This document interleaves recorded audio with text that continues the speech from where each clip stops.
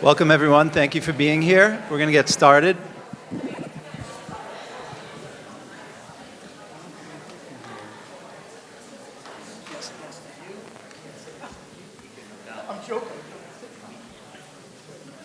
So we want to thank you for being here. I'm going to just start off. I want to acknowledge everyone who's here for taking the time to be here during the summer. It's great to see many of you interested community members. We also have, some school administrators here, some teachers here, some school committee members here, some elected officials here. We have a representative from Heading Home, the site provider at the Bay State Shelter, and so also some state officials, just to let you know. So I'll just do brief introductions. So my name's Rich Drolet. I'm entering year 2 as the King Philip Regional Superintendent. Going down the line is Lisa Moy, King Philip's Director of Student Services. Anne-Marie Stronach. Oh, sorry, Anne-Marie's at the end. Anne-Marie is from DESE, the Department of Elementary and Secondary Education. And Ingrid, Dr. Alardi, do you want to introduce your team? I'm Ingrid Alardi, I'm the Superintendent of the Norfolk Elementary Schools. And with me I have Dr. Anna Tupper, Director of Special Education for Norfolk, and Victoria Saldana. And Victoria Saldana, who is our Assistant Superintendent of Curriculum and Instruction. And if you just put it a little closer. All right, so the 6 of us will be the ones on the stage this evening. This is just a brief overview, brief agenda.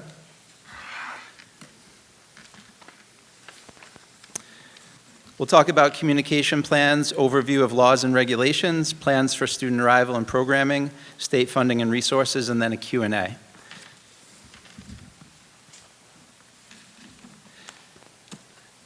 Just want to clarify some expectations or some norms. So this isn't, I just want to clarify, this isn't a forum. It's just a meeting that the schools are hosting. So it's a parent information session, really. So we're going to share as much information as we can. Everything that's been shared with us, we're going to share with you.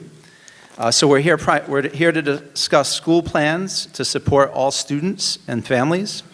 We want to be productive tonight and respectful of everyone's time, hopefully finish by 8 p.m. We're willing to stay a little bit longer if needed. If you have a question at the end, so we're thinking about 45 minutes for the presentation. Many questions hopefully will be answered during the presentation, and then about 30 to 45 minutes at the end for Q&A. When we do Q&A at the end, you're just going to be asked to state your name and your address. Again, this is primarily for parents this evening, or guardians. Individual questions or concerns, please try to direct it. I'll be the moderator at the time with the Q&A or to someone on the stage.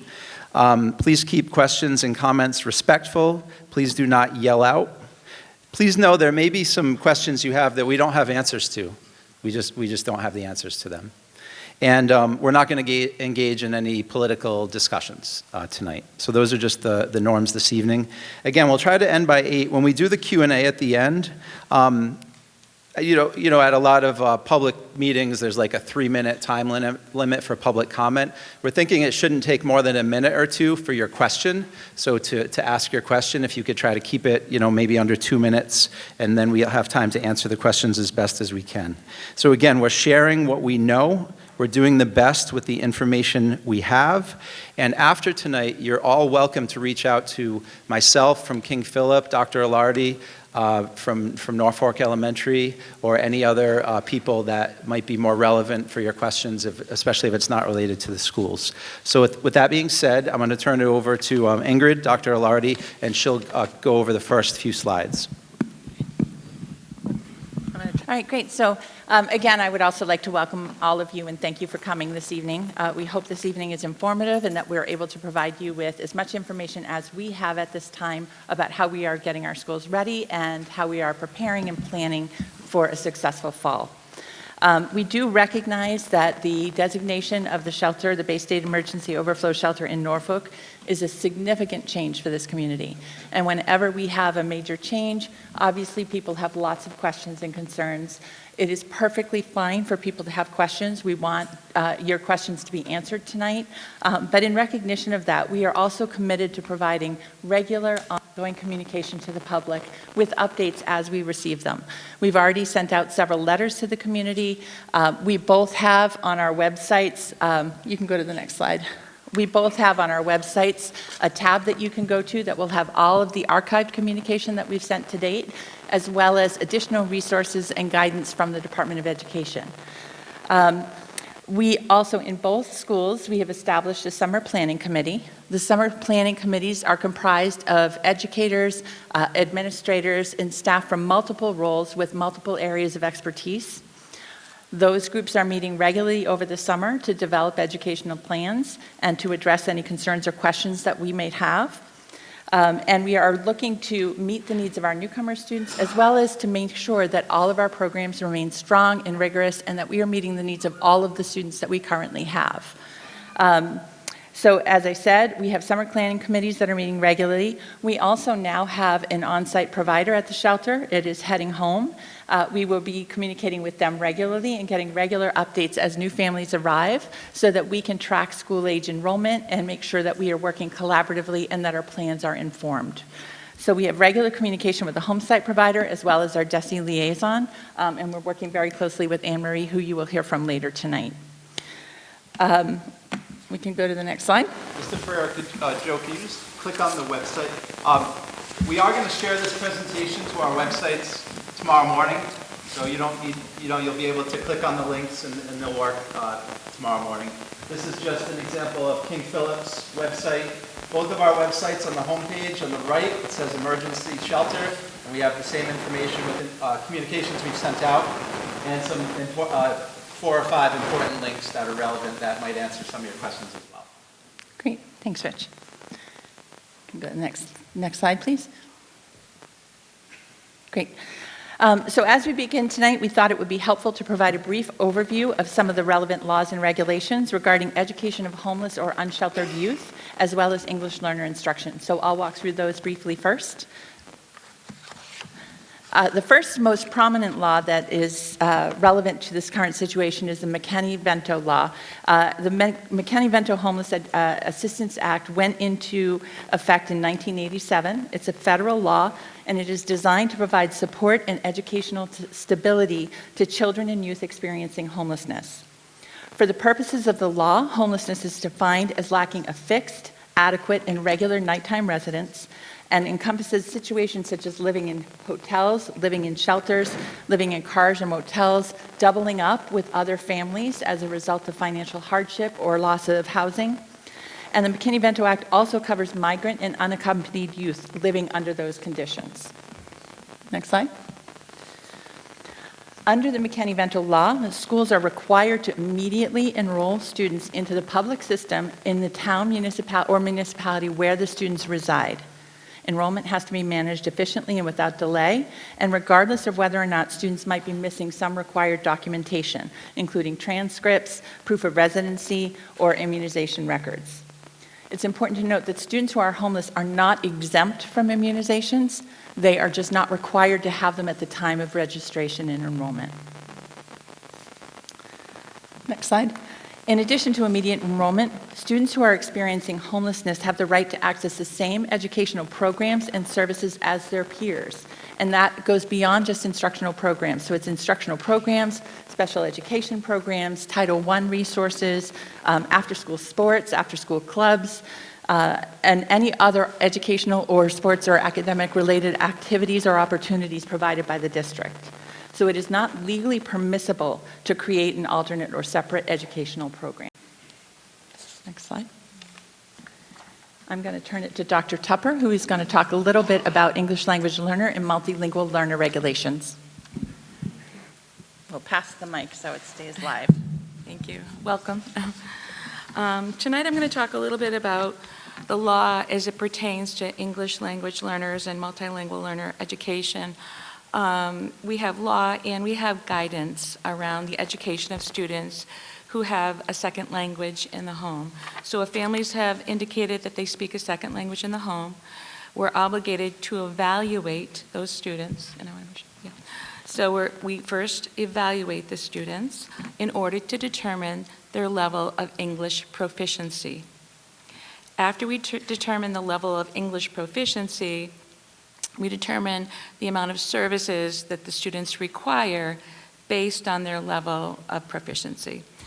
So some students are more proficient than others. So some students receive services in the general education setting, with support being provided in that setting.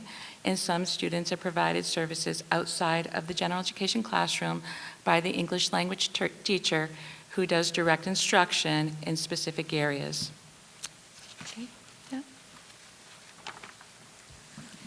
So what we did was we provided a little visual up here that basically identifies the level of service that students require based on the evaluation. So there are 4 different levels of English proficiency. Levels 1, 2, 3, and 4. Levels 1 and 2, when students are determined to have a higher need, that's within the level 1 and 2 category. That means that they require more direct support in the area of language. If they score 3 or 4, they require less support. So as you look up here, levels 1 and 2, you'll see that students may receive services 3 or 4 times a day, outside or inside the general education classroom. If they score a level 3 or 4, that means that they receive perhaps once a day for 45 minutes. So there's guidance around this particular, their level of English proficiency. Hi, everybody. So as Dr. Tupper mentioned earlier, we do have regulations that we have to abide by that are set by the U.S. Department of Justice and the U.S. Department of Education. When you receive this slideshow presentation, you'll be able to click on that link, and it has a more thorough explanation of what the laws and regulations are. But basically, what it asks our districts to do is that while our English language education programs may require that our English language students receive separate instruction for a limited period of time based on their levels, as Dr. Tupper mentioned earlier, the Department of Education does expect districts to carry out their chosen ELE programs in the least segregative manner as possible, which the practice is best for students as well. Students flourish when they are with their peers. Research shows that students integrate much more quickly when they're provided with supportive learning environment, and like as I mentioned before, when they're surrounded with their peers. The next slide just kind of talks about what Norfolk English language learner current numbers are. This is data that has been taken for the 23-24 school year. And as you can see, we have 23 English language or multilingual learners. A multilingual learner, just a quick explanation of the terminology used, because as you know, education has a lot of jargon. When referring to students who are or have been consistently exposed to more than one language. So all students that have been exposed to more than one language are labeled as multilingual learners. English language learners refers to students who are classified for and qualify for English language services. So we can have a multilingual student who may or may not require English language services. So our district has 23 English language and multilingual learners total.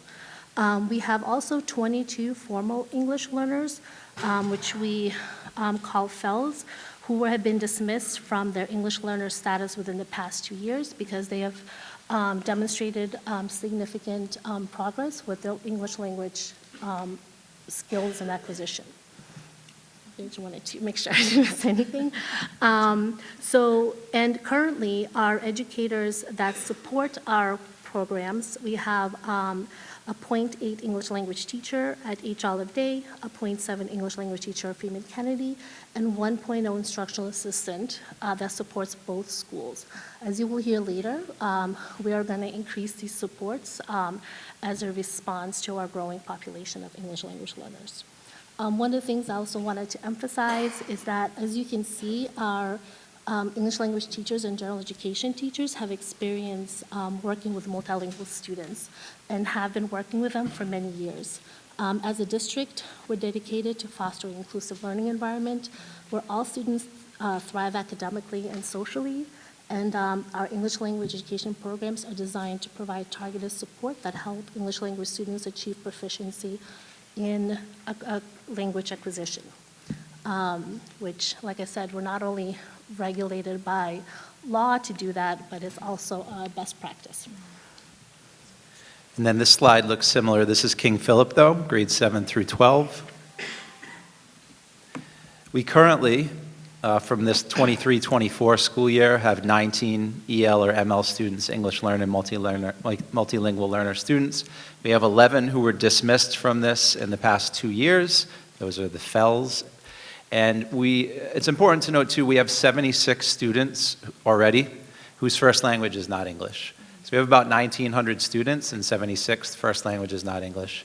And 118 are classified as ever EL, which means they've been dismissed from being an EL or ML student for more than 2 years. We have 2 EL teachers in the district, one at the high school and one at the middle school, and we'll talk further about how we'll be increasing that. And also, when we were meeting earlier to plan this presentation, we want to acknowledge our staff. We have wonderful staff, and we're also here to support them.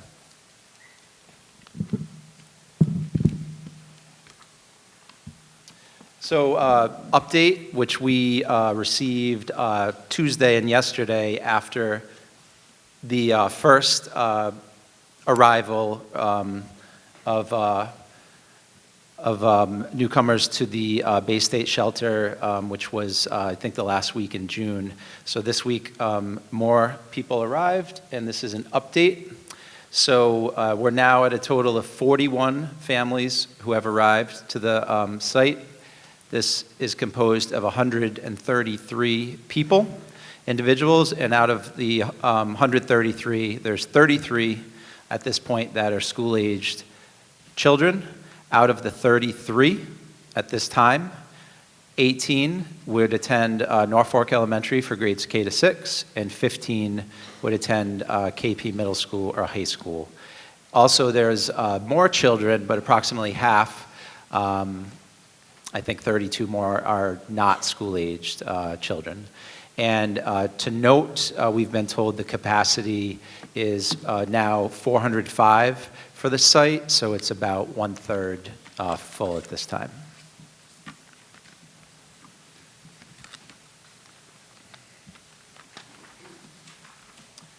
All right, I'll continue and just talk a little bit about plans for student arrival.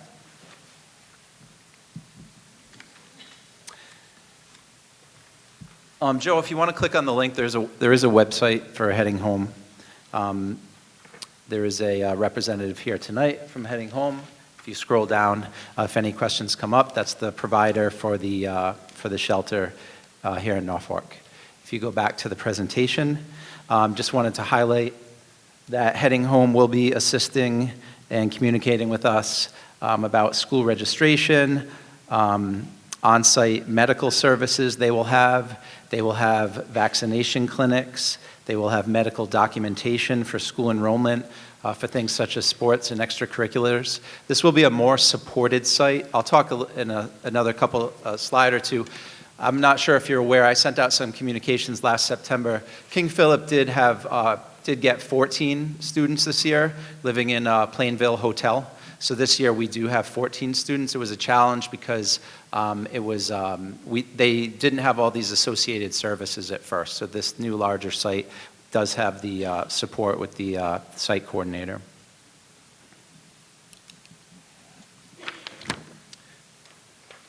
Oops.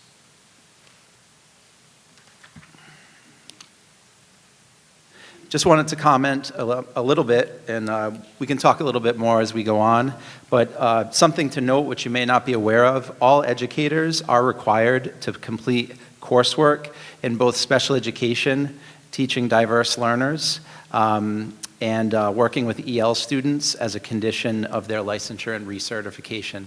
All of us up here had to do that as well as administrators, and teachers have to do that to be recertified and to renew their license every 5 years approximately. That's that SEI certification. Most have the SEI certification endorsement, and that stands for Sheltered English Immersion, required by the Department of Ed. So the first one was special education. The second one is for working with EL students. Teachers receive 15 hours or more of specific training in teaching academic content to English ML learners. I myself am taking a course this year because I need to renew my license to take 15 more hours this year, for example. And we are having professional development for all staff, which we can talk a little bit more about later. Some of that professional development, for example, might be increased PD, professional development for working with students who have experienced trauma. So that's an example.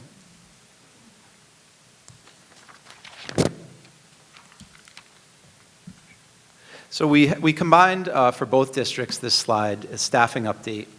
So separately, both districts are hiring at least 2 more EL certified teachers. So in King Philip, for example, a few weeks ago, we hired a high school new EL teacher, so we'll have 2 at the high school, and just this week, middle school. So we'll have 2 at the high school and 2 at the middle school at least. If needed, we will hire more teachers, and we'll talk about funding a little bit later. Also, paraprofessional, do you want to talk? I was just going to say, in Norfolk, we're in the process of interviewing candidates for those 2 positions. We actually had a pretty large candidate pool, which we were surprised by. I think you guys interviewed 6 or 8 candidates and are in the process of checking references, vetting background, and making final selections. So. And we'll talk about the funding more later.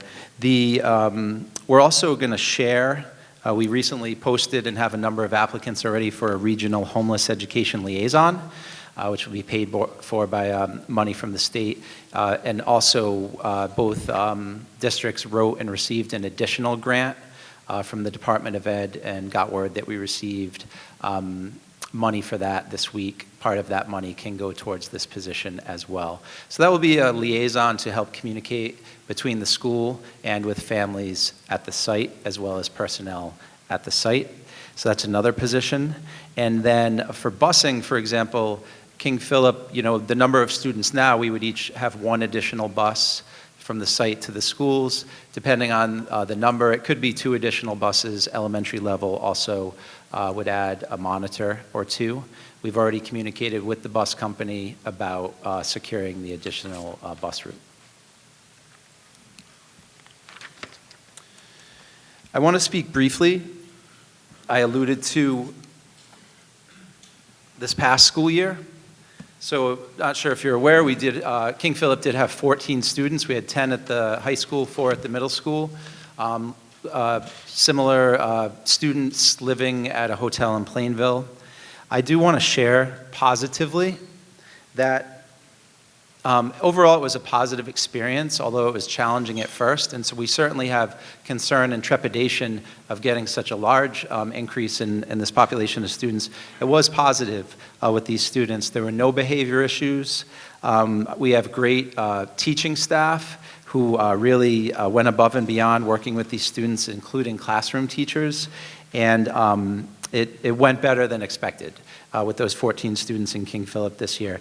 And these students and their families did add to our climate and culture at the high school and the middle school. So they enhanced our climate and culture. We are both, so I'll speak for King Philip now. King Philip is going to have an orientation in August for newly arrived students. We're not going to have it sooner than a week or 2 before school starts because we're being told students could come and go from the shelter in the meantime.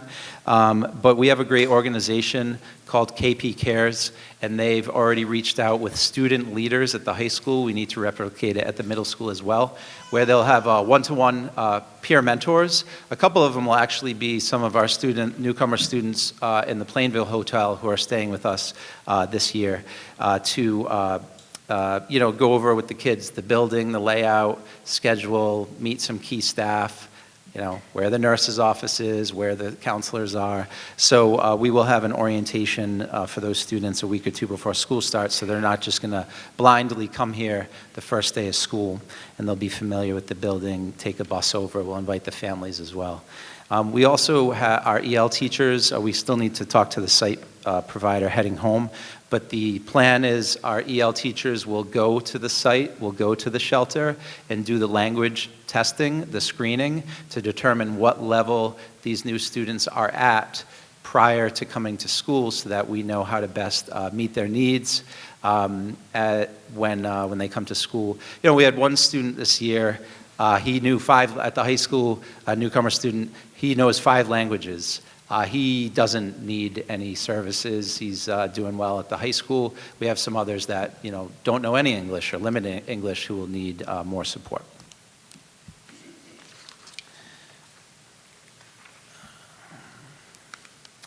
Just briefly, there's a couple of pictures. Our high school, for example, used a toolkit for welcoming, registering, supporting newcomer students of immigrant and refugee students in secondary schools. So we do have resources we use, key personnel, and even things like some kids coming from different countries, evaluating their transcripts. We've also communicated with other districts who have housed shelters or newcomer students so that they can be appropriately placed into classes, or if they're not necessarily a sophomore, a junior, grade 10 or grade 11, how many credits they have, where are they, what courses do they need to take.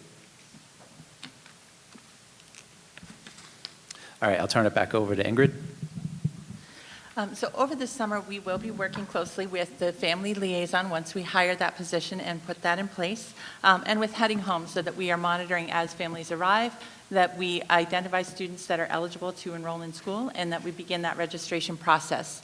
We are not going to begin registering students for entrance until probably the first week of August, because we do know some families that are there now may be rehoused or find permanent housing prior to that time. So we're monitoring counts so that we can make appropriate plans, but we won't begin actually registering students until the first week of August. We will also be conducting on-site language screening. In Norfolk, we have 2 certified licensed L teachers who will use the same instruments and screening tools they do for all of our English learners or multilingual learners.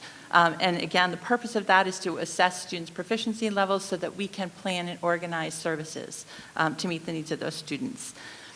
In addition, as Rich mentioned, both districts wrote a grant, a McKinney-Vento grant over the summer, and received substantial funding. So we are using that funding to offset part of the salary.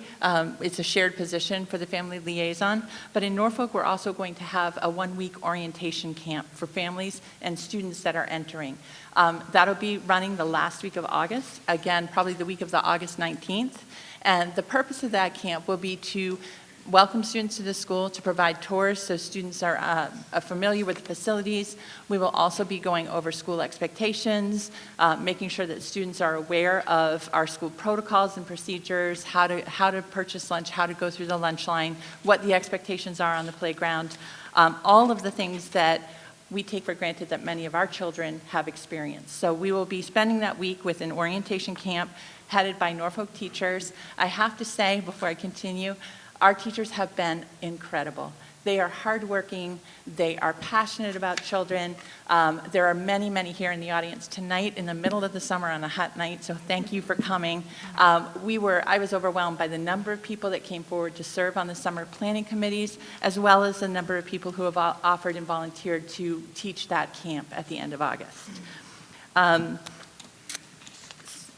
We can go to the next slide. In Norfolk, I know one of the pressing questions that everyone has that we share is concerns around space. I've come before the town meeting probably 6 or 7 years in a row to talk about the fact that we are out of physical space at the H. Olive Day School. We have been in the process of a feasibility study. We've been looking at a building expansion. And so space is a concern for us. We have been, I have shared that very clearly and early on with the state and have been working hard with Anne Marie. And we have been able to secure an emergency, I'm going to call it the wrong thing, Anne Marie. You told me today it's an extraordinary relief grant for up to $250,000. We intend to use that fund to renovate a space that used to be a cable studio. So when the Freeman Kennedy School was first built, on the front entrance to the right, we have our before and after school program has a large classroom, and to the left there was a studio for Norfolk Cable. They have since moved and relocated their studio. That space is periodically used by the Norfolk Rec Department. We have made arrangements for rec and our before and after school to share space, and we will be using that funding from the emergency relief grant, that $250,000, to renovate that space into permanent offices for our special education director, as well as clerical staff and records. So that will, if any of you have been to the H. Olive Day, when you walk into the building on the left is our special education director's office and suite. Those will then be vacated to create 3 instructional spaces that we can use and repurpose. So we are in the process of that. We are working with architects right now to look at the space, to come up with designs. We're also working to procure contractors that we can turn that around as quickly as possible. So with that, we are working hard to create additional space at the H. Olive Day that we can use temporarily for instructional purposes. They are beautiful spaces. They have windows. They are well equipped. We are also returning, last year we had a music room. The year prior we did not, just because of growth of enrollment in the town of Norfolk on its own. So this year we are going to put music back onto a cart, and music will travel from classroom to classroom to provide music instruction. We had done that for the past 2 years. It was sort of a gift last year. We had a fluke in enrollment and we were able to have a classroom again, but it will be going back to a traveling program. And again, throughout the building, we are shifting instructional spaces, relocating workrooms to try to create additional space. There we go. Plans for the fall. So as we are bringing new students into the school, we are going to have a bridge classroom at each school. So one at the H. Olive Day, one at the Freeman Kennedy School. The bridge classrooms will be multi-age classrooms, and the intent of the classroom is as students transition. Now we will have, for students that are already here, we have that full week orientation, but we recognize that students may leave and new students may come in. We will only be bringing new students in 1 day a week. We won't have new students coming in every other day. Any new students that arrive in the shelter will enter the following Monday so that they will have time to get settled, get their family and lives organized a little bit, and then they will enter school after 7 to 10 days. So we will only be bringing students in on Monday. Students will enter the bridge classrooms. At the lower grades, they will spend a little bit of time, a couple of days, on orientation activities, again, talking about school expectations, what we have for resources, how to navigate the space, sort of norms and patterns of interacting, all of those things. So the foundational expectations. For students that are coming in, we'll be doing the language screening during the first few days while they're in the bridge classroom. Students will then be integrated into homeroom classrooms with support from either our L teachers or our paraprofessionals as appropriate.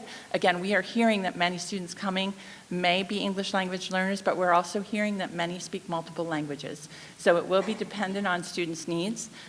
They will be integrated into general education classrooms. If they require substantial English instruction, they may come back out to those bridge classrooms to receive their English instruction.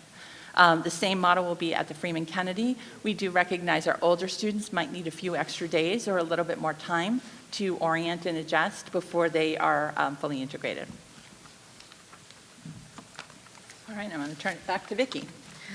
So the next 2 slides we put in just to address some questions and concerns that we've heard.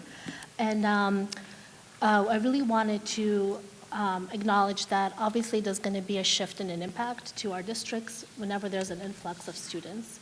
But I do want to emphasize that we are not starting from ground zero, as you've heard before from our numbers in terms of we already have pretty diverse population. Our teachers are already working with multilingual learners. We have a robust special education program, and I'm talking about Norfolk and King Philip. And therefore, our educators are already adept at differentiating and modifying the curriculum to accommodate various learning needs, including the educational needs of the multilingual learners.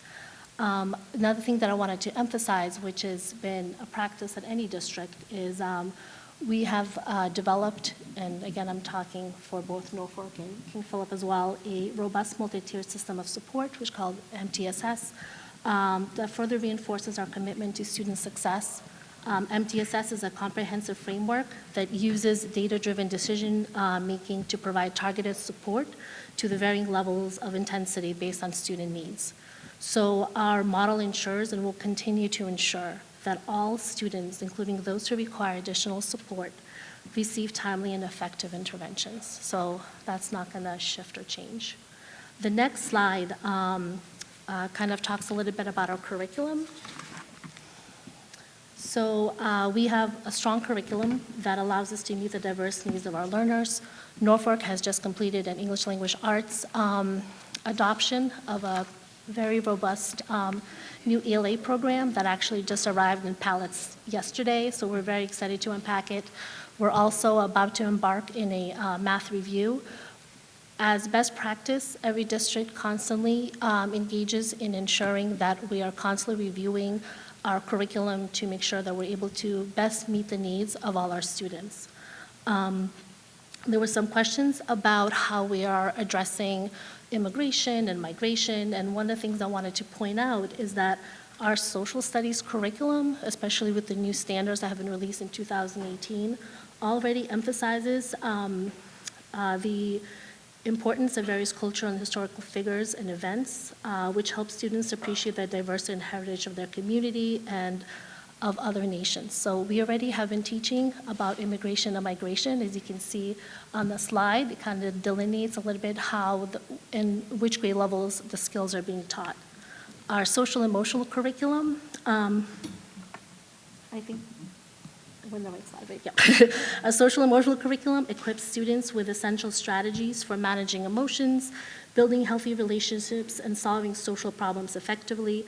It emphasizes respect for individual differences and fostering a welcoming, supportive, and collaborative learning community.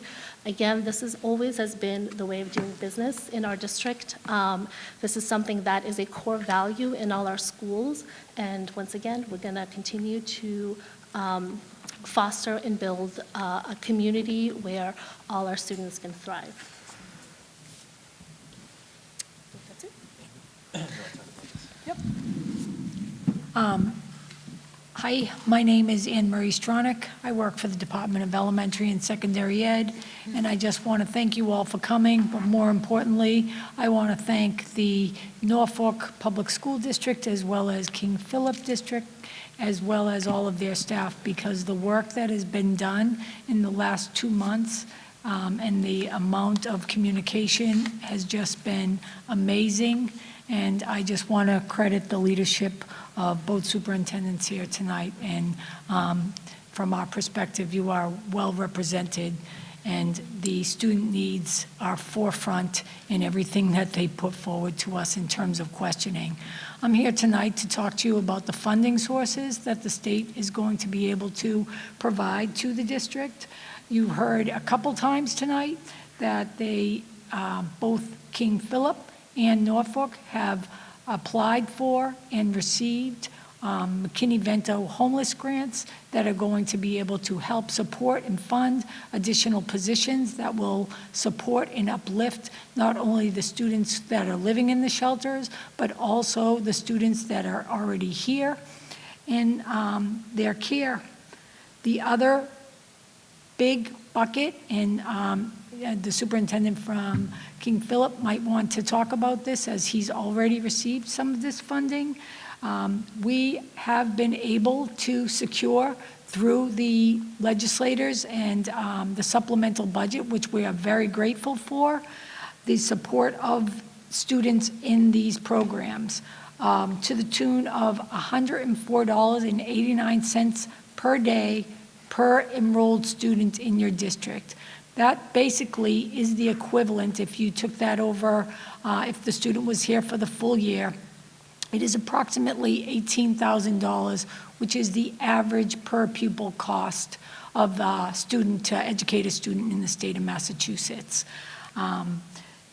Also, there was also made mention of the space. It was very clear to us at the beginning of this journey that you had a space constraint. We were aware of it prior due to your request of the MSBA for a new school, so we were aware of this prior to coming here. And to address that, we did create an extraordinary relief grant up to $250 to create space that will actually benefit the school district even beyond the shelter being removed from the community. So we think that that will be very beneficial as you also continue your journey with the MSBA to see how that plays out. The other thing that the department does is we provide technical assistance to both school districts and school districts across the Commonwealth that are dealing with shelters. I'm talking about technical assistance of supporting SEI endorsements, training for staff. I'm talking about professional development for and tailored to the working with these students as well as your own students, social emotional learning, interpretation services,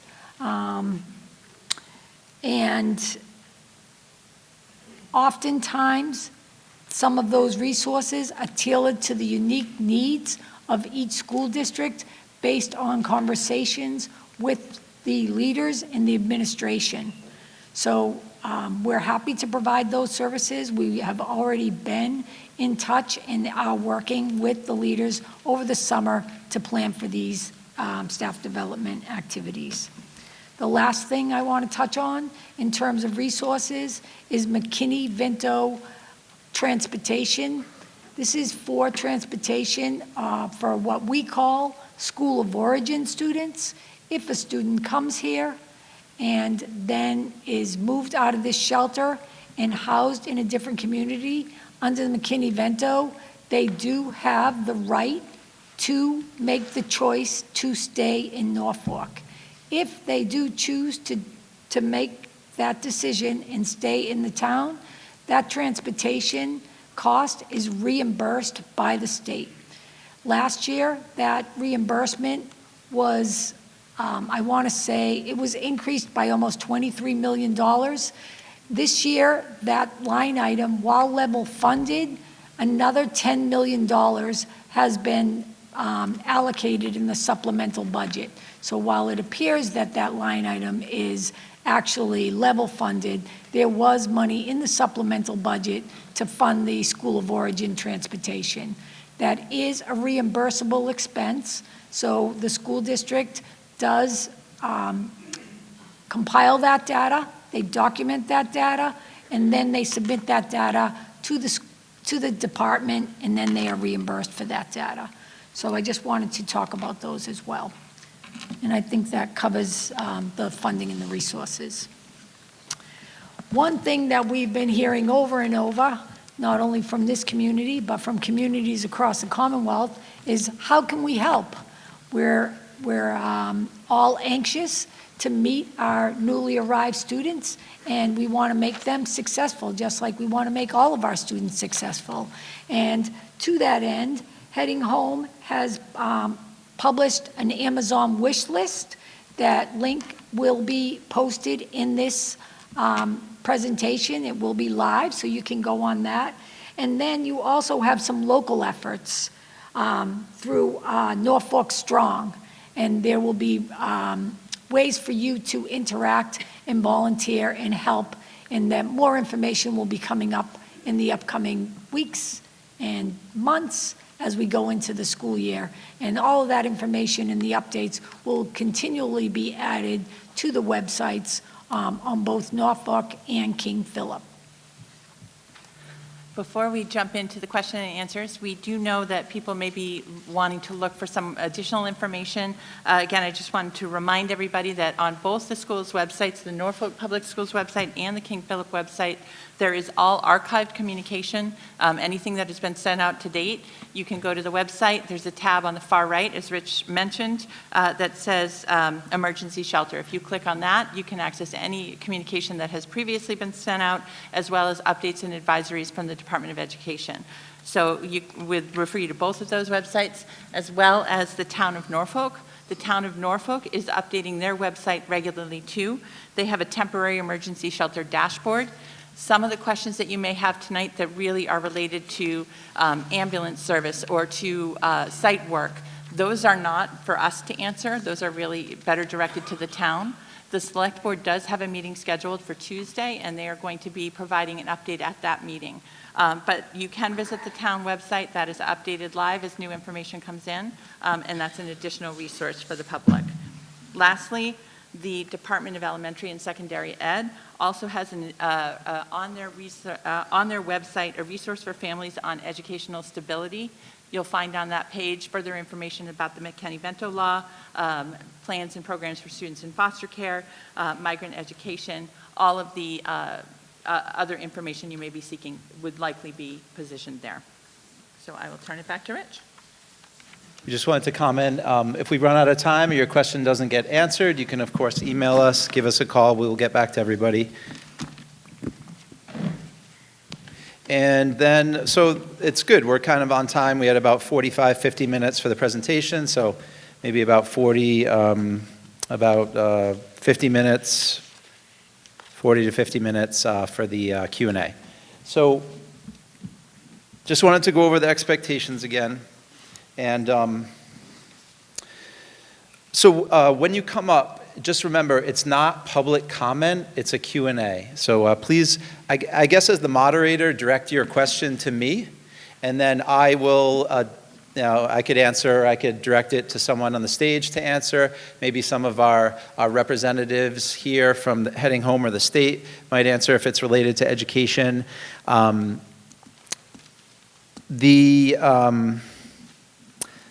So direct your question to me. Again, we're doing the best we can with the information we have. We're sharing everything we know. If anyone wants to talk outside of this, feel free to reach out. And this is a parent information session, Q&A at the end. So please just 1 to 2 minutes when you're up to ask a question. And before we get to that, and we do have one mic up on the right of the room, but before we get to that, out of respect for the 11 people who, when we sent the communication out about this meeting and the email to parents and families, we had a link to a form that you could fill out if you wanted to ask a question in advance so that we could be prepared to answer some of them. Some of them were addressed in the presentation, but I do want to acknowledge, and I apologize if I mispronounce your name, I'm just going off of email addresses, but I just want to thank Mr. or Miss McDermott, Hedberg, Vining, Barrett, Kalmanowitz, Kilday Stacy, O'Leary, Bingham, and Giannitti. Those people submitted questions, so before we get to the open questions, we're going to answer those. So, all right. So probably 2 or 3 of the questions, resources they need, where can we donate, where can we send things, was included in the presentation. And again, we'll have this on our websites with the links working if you want to assist in any way. So those were 2 of the questions. What's most in need and things like that. The next question, what can we do to welcome these students to our district? What do they need? Supplies and things like that. We did talk about those orientations, and we will constantly talk to our staff and students about welcoming new students, as we do with all new students. The next one, I'm going to turn it over to, I think it was Ingrid's going to answer this one. Is there a possibility to have children attend neighboring schools so that all the burden is not on Norfolk? It's a state issue in a state building. Why is Norfolk taking all the impact? So we have been exploring that a little bit, but I'll let Ingrid talk about that. Sure. So as I mentioned when we talked about McKinney-Vento, the federal law does require the Norfolk Public Schools immediately enroll students that are residing in Norfolk, whether they're residents or whether they're in temporary or homeless shelters. So we are required under federal law to bring students into the Norfolk schools without delay. At the same time, I know one of the biggest concerns that we have had and many residents have shared is around how we can best mitigate the impact of enrollment. We have been working very diligently with a regional group of superintendents. I think there's 18 people on the task force, and we are currently actively exploring all viable options that are available to us to consider how we can provide services to students while also mitigating the potential for larger numbers entering the district. Many of the things that are on the table that we are actively exploring require legislation and have legal implications. So we are not at a position yet where we can share those options, but we are actively exploring, not just for Norfolk, but for other communities hosting larger sites, what potential avenues are available to support students in receiving immediate access to education, but potentially mitigating the impact on a single district or community. Anne-Marie, I don't know if you want to add anything to that? No, I think that you captured that very well. What I would say is that these flexibilities, we're not just looking for the flexibilities of the students that are being housed in the shelters, but for all of the students. So the opportunities that we would be presenting would be presented to all of Norfolk students. So I think that is important. And I will say that while we're exploring local options, we are also exploring options with the United States Department of Education at the federal level.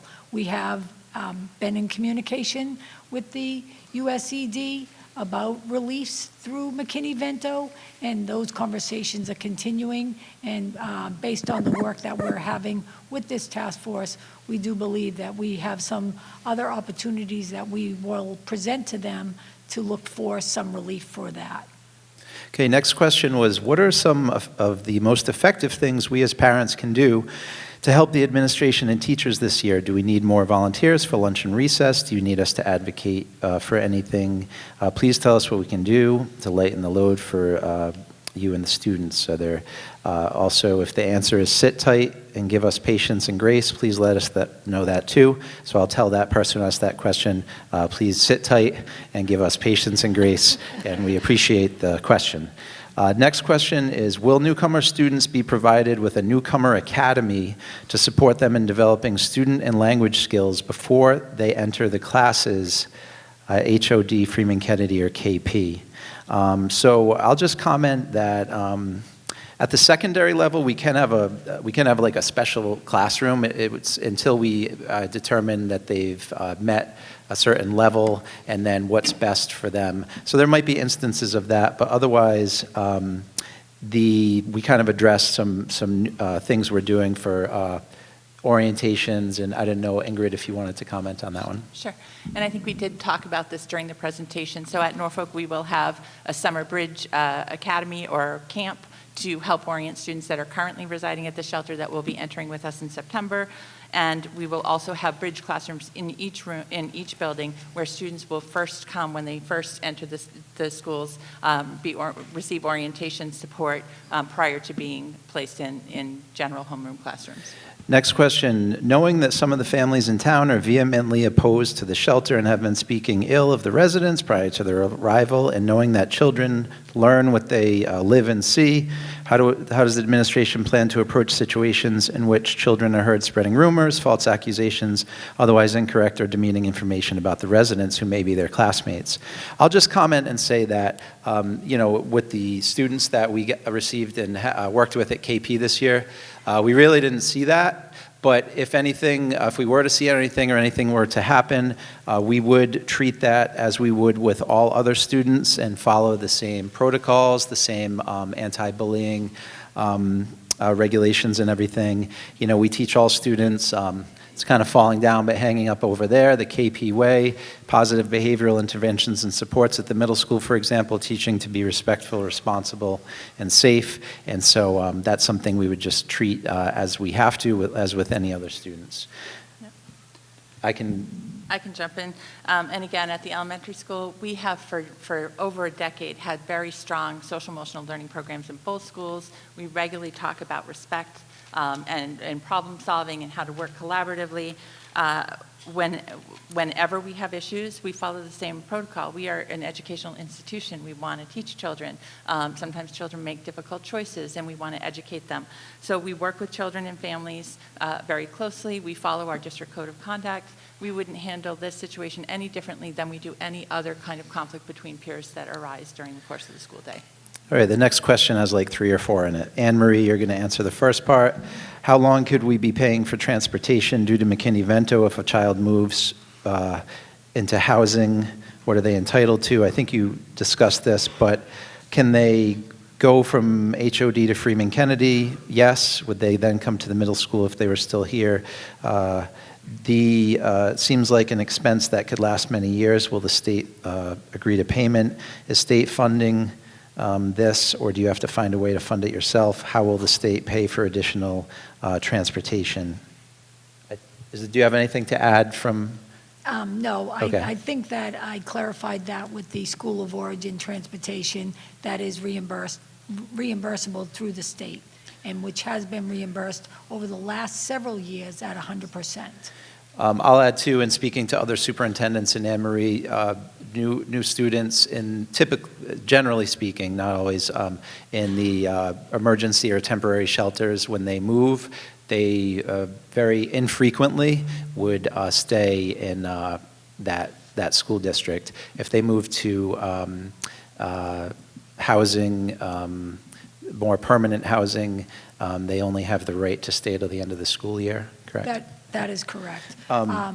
And I just would like to say to that, especially when students, just anecdotally, to kind of piggyback on what you were saying, when students are in overflow and their time here is very brief, and then they are moved to a more, even if it is a shelter, but a more stabilized shelter outside of an overflow, we do find that they want to acclimate to their community in which they are now living. So I would like to say that, you know, it is the parent's choice. I want everyone to understand that the school district or the provider do not say that what the parent has to do, but it is up to that family, and they make the best decision based on their family needs.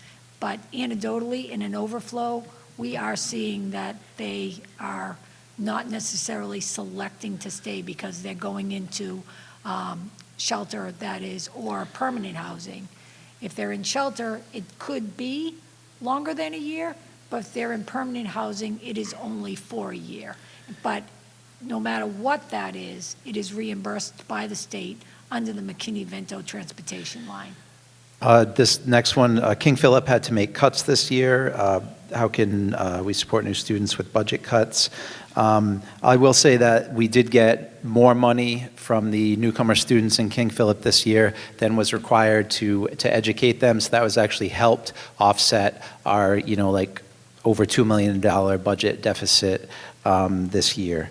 We're using the money that we're getting from the state to pay for these new positions. It's a little tricky when hiring people if they know it might not be a permanent position related to that. But we anticipate having more money than needed from the state funding for the new positions or resources needed this year. Next question, how do you plan to manage special education requests, or better curb them, since many students may want to be evaluated? I'm going to let Lisa and Anna answer this.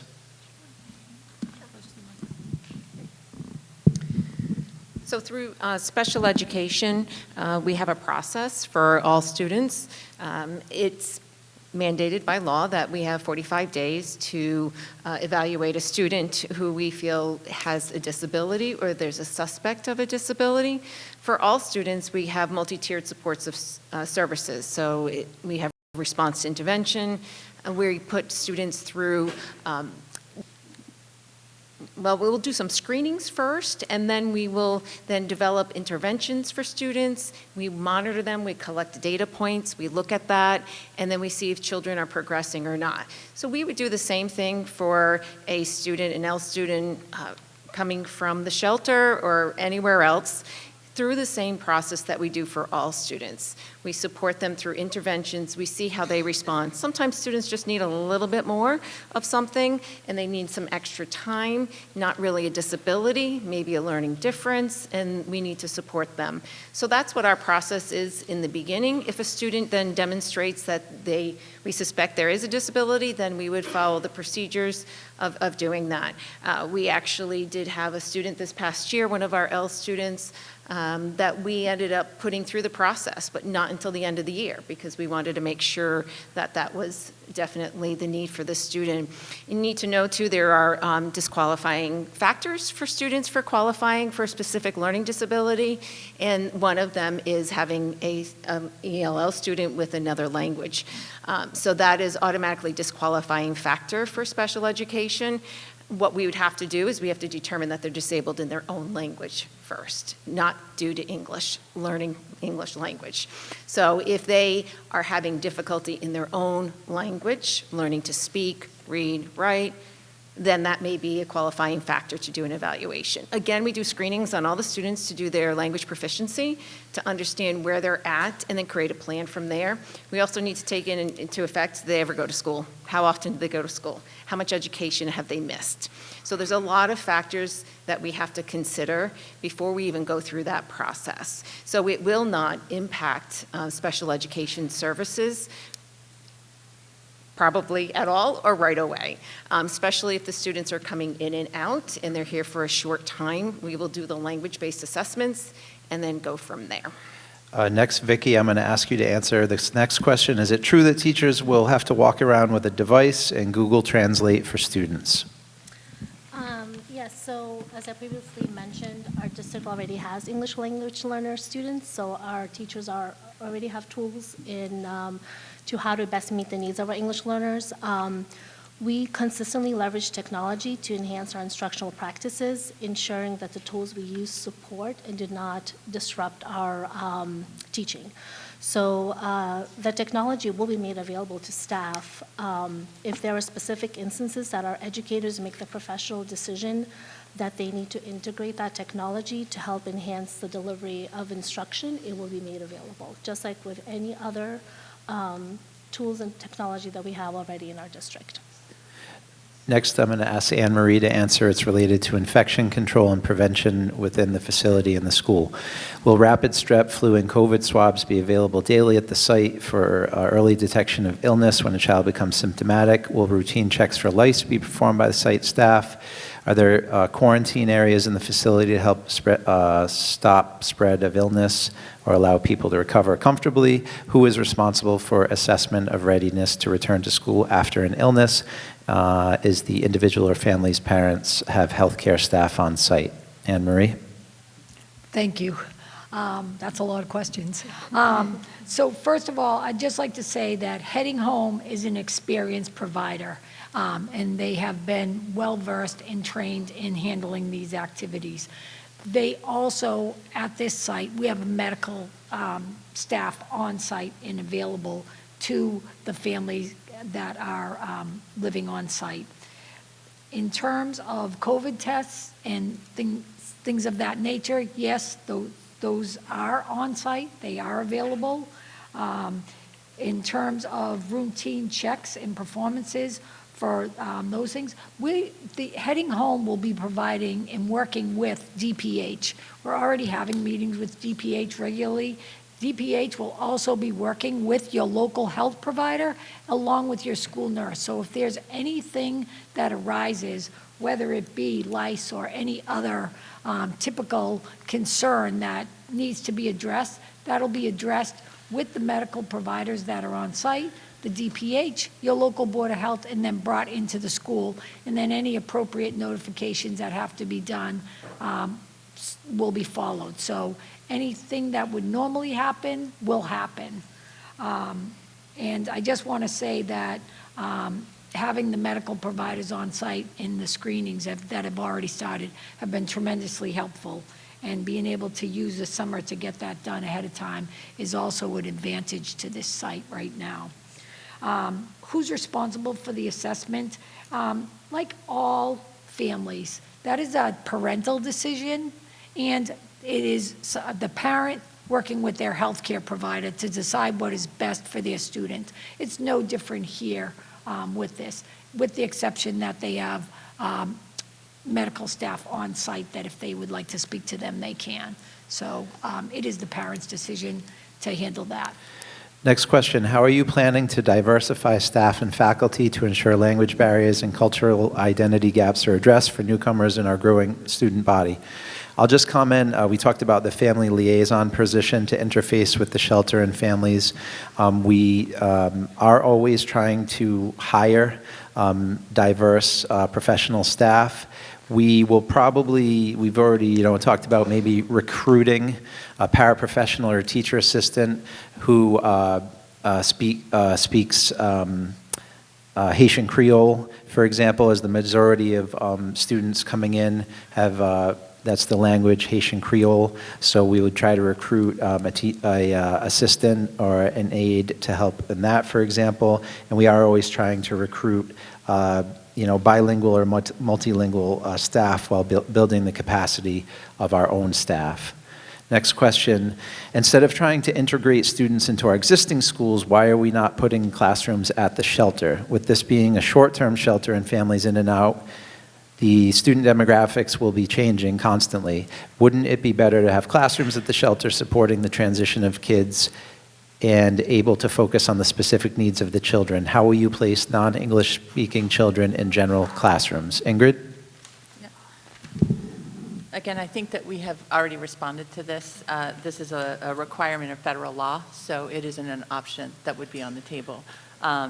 We've already talked about screening and supports and how we will evaluate students' needs and integrate students with support as appropriate into the general education setting. So I think we've covered. All right, I'm going to try to move as fast as I can so that we can get to other questions. There's another transportation one that's the same about switching and entitled to stay at the school for the rest of the school year, even if they are relocated to a different town in the state. Is that true? Anne Marie, I think, said yes. Yes, it is true. Next, Vicki, if you would please answer these. These are 3 questions. The questions are similar. How well are our teachers experienced with ESL learners or trauma-informed teaching methods, and how will those who have less experience be supported or trained? How can we as parents support our teachers and staff as they prepare for and welcome newcomers to our schools? Are the teachers receiving the students who will be residing at the shelter trained in trauma-informed practices? Will those classes have additional social emotional supports for all students due to their transitions? So Vicki? Sure thing. So besides, we dedicate an absorbent amount of effort in ensuring that we offer a wide array of professional development to our educators and our administrators. I think that, as you heard earlier, kind of mentioned that not only are we required for recertification purposes to keep up with the latest pedagogy practices and skills, our teachers are very dedicated to being learners themselves. We have, currently we are exploring a partnership with Confianza, which is a partner that Desi is providing us and Anne-Marie has connected me with, and they specialize in providing resources and coaching and strategies around how to provide equitable instruction for Tier 1 for newcomers, as well as how to support our English language and multilingual learner students. So that is something that we're looking to bring into our district for our educators. We also have an array of our teachers that are involved in various summer workshops as well around just addressing the needs of all learners. There's a lot of different topics that are offered, and we have a really great participation. We have a planning committee over the summer, as Dr. Alardi has mentioned before, that is also planning some after-school workshops and series around those topics that were asked about. And also in recent years, we've conducted in Norfolk a various series of workshops focused on self-regulation, anxiety, and trauma-informed practices. And we were very lucky to actually secure some distinguished experts in the field. So I think that like we're always trying to meet the needs of our educators. Our administrators are also engaged in a lot of professional development, including everybody that is up here on this panel. So I think that we will be, like our primary goal is to ensure that we provide the resources and the training that teachers need, regardless of where their experience level is. Vicki? There, yep, there's 3. Okay, I asked. Okay, if you could please not yell out, we'd appreciate it. 18 minutes left to allow some live questions? Nope. Okay, so we don't want you to get stressed out. I'm going to say right now that make an executive decision that will stay here until 8:30, okay? There's 3 questions left, so we're going to finish those questions, and just please don't yell out. And if any questions aren't answered, myself or Ingrid will stay here to talk and answer them after as well. Absolutely. Does that make sense? There's 3 left. I'm just asking if that makes sense. I want to say thank you to this person. Just says thanks for your dedication. We're concerned but appreciate the support. Next is, I'll skip it because it was related to cultural sensitivity training. The 2 left. How is extra work on our teachers and staff impacting their workload? Are the staff having to come up with plans on handling the integration of incoming students versus focusing on the curriculum of our existing students? Also, what's the impact on class size? My son was in a class of 24 last year, and are we adding additional sections? Ingrid? So as we talked about earlier, we do have a committee of teachers that have come forward to work over the summer who are preparing curriculum materials and resources, tips to support all of our educators in addressing the needs of students who are entering. So that work is being done. We are paying stipends for teachers to do that work during the summer through funding from the state.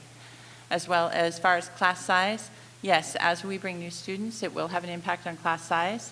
We are fortunate this year at most of our grade levels, our classes are under the class size policy limit. For example, the school committee voted to add an additional first grade session in June. We have 9 first grades. The class sizes are at 18.7. If we bring 18 students in to first grade, class sizes will go up to 20.7. We have certainly had first grade classes that size before, so it will have an impact. We are working hard again with the task force to look at how to mitigate future growth, but we have some capacity at different grade levels for open seats that would not push us past our typical class sizes or past the class size policy limit.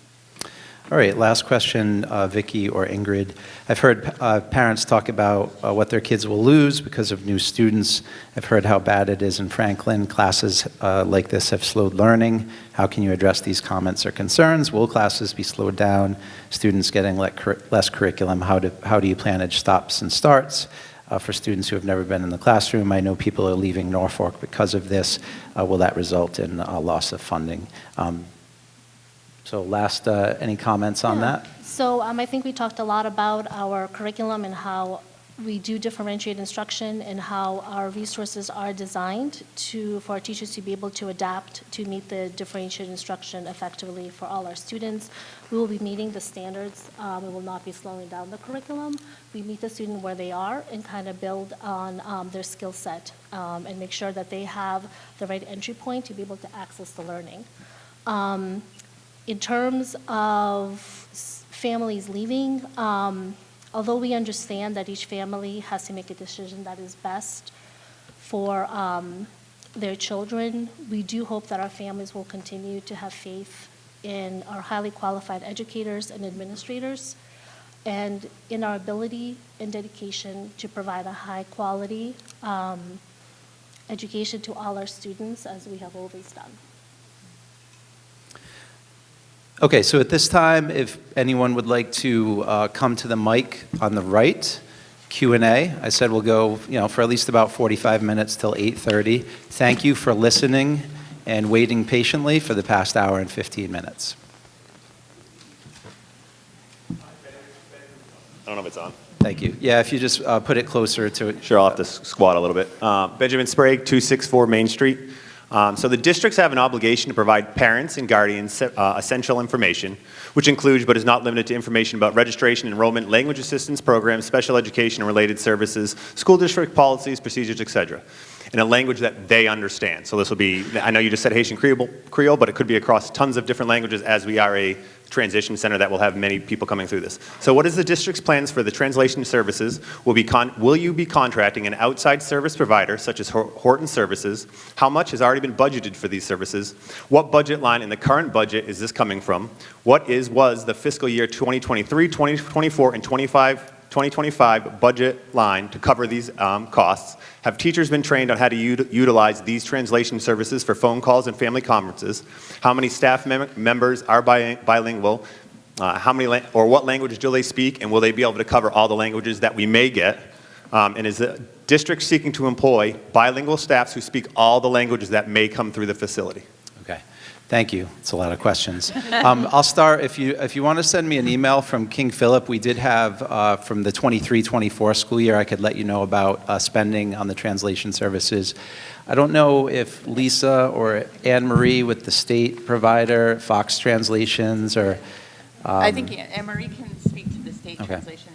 Of the Fox, right. So just the experience that we had this year in KP, we had Fox Translations through the state, which is free of charge for us. And what that provided was if a student was in the nurse's office sick and we needed to call a family member at the hotel, we would be able to contact Fox Translations, and then they would do a live call to the family, speak with the family, and make our communication that we needed that way.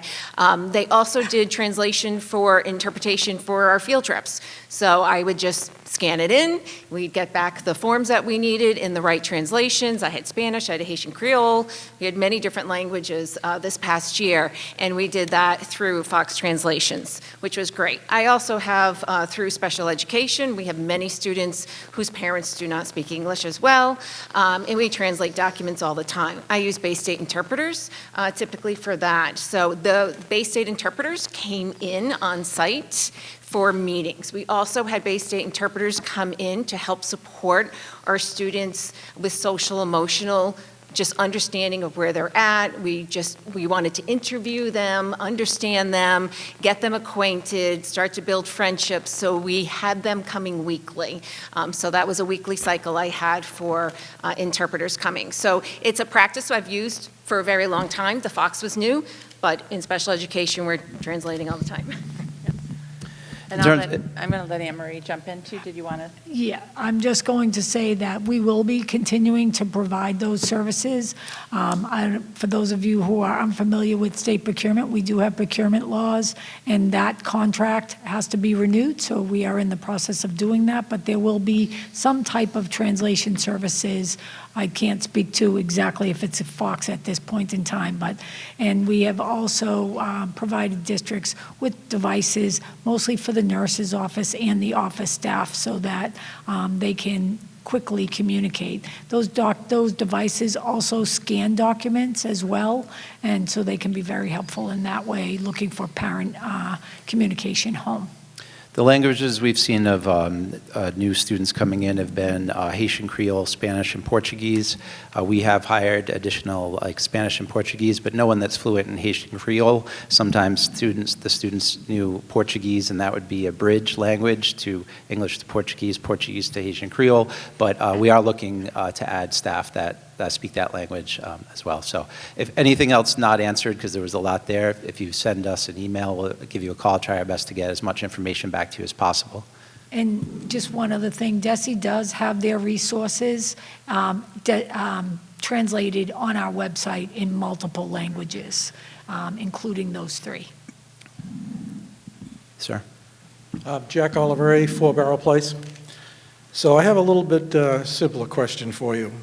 It sounds like you've got almost everything you need from the state. You mentioned there were 33 out of 133 students at the site right now. I assume that includes kids up to 21, because the state defines a child as up to 21, and they could be in the school system, right? Up to 21. That's my first question. My second question is, if you have everything you need, I assume you've done a budget analysis. And based on that budget analysis and what you get for resources from the state, I'm assuming there won't be any reduction in Norfolk student school spending or an override necessary for the schools in 25 and 26 due to the shelter's presence.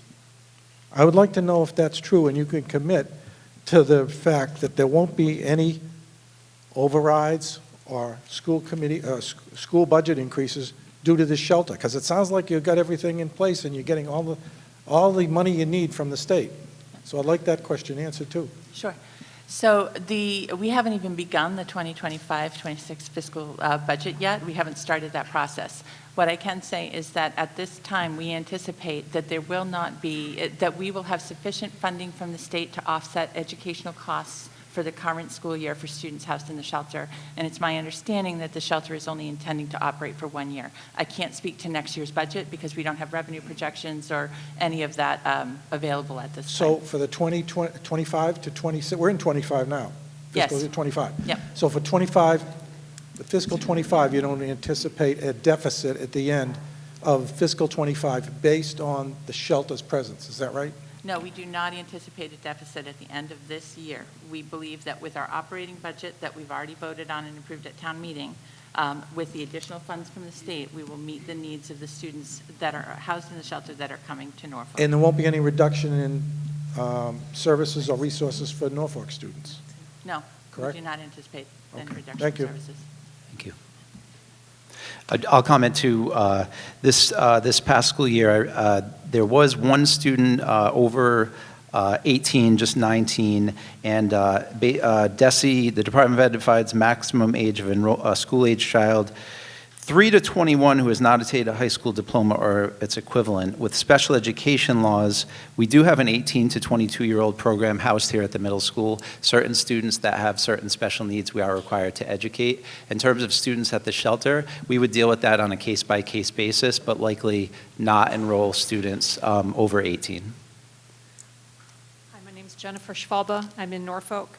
I have two simple questions. What happens, I think this is for Anne-Marie, to the $104 per student per day after the first year? Does it renew? So the $104 per day is basically to capture what you would not have been receiving from your Chapter 70 funding. So these are students who were not included or budgeted going into this school year. So if you have students, and this is how it's worked in the past, obviously this has to do with the supplemental budget, so I want to preface that in true transparency, but this school year, if you have students who enter prior to your October 1, those students will, if they stay in Norfolk, will then be absorbed into your Chapter 70 and be a part of your regular Chapter 70 money going forward. Students who are enrolled after October 1, if we look at what we did last year, those funds continued until the Chapter 70 fund caught up with those students, because I know, I'm sorry getting in the weeds a little bit, but enrollment in Chapter 70 is based on October 1. So it really is going to be dependent on when that student is actually enrolled.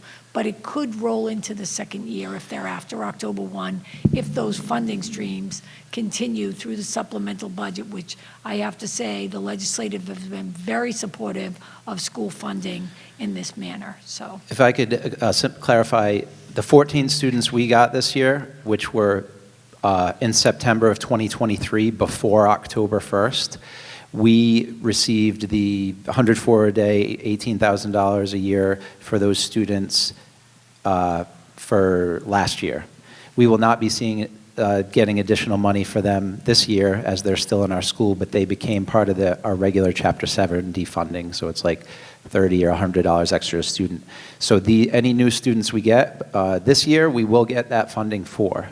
We would not get that funding if they were still here next year, except they would be in our Chapter 70 numbers unless they started after October 1, then we could if they were still here. Rich, can I just jump on that Sure. as well? So I think another important consideration is the way the shelter is structured. We're expecting students, the average stay in an overflow shelter is 45 to 60 days.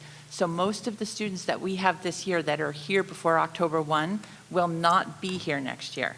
So any students enrolling after October 1, we would have the $104 a day this year and into next year as long as it's reauthorized. Thank you. Hi, Stephanie Murphy from South Street in Plainville, 25-year resident there. And I do have a 7th grader coming in with special needs. So some of you are familiar with me. And I want to preface my question with, I am one of the vehemently against the shelters in both Plainville and Norfolk. But I'm also for children. These children are here, and I understand we have to take care of them, just like we have to take care of our own. But my question first is about medical. The immunizations, are you going to require them to be fully immunized before they set foot in the building, just as you do with my child?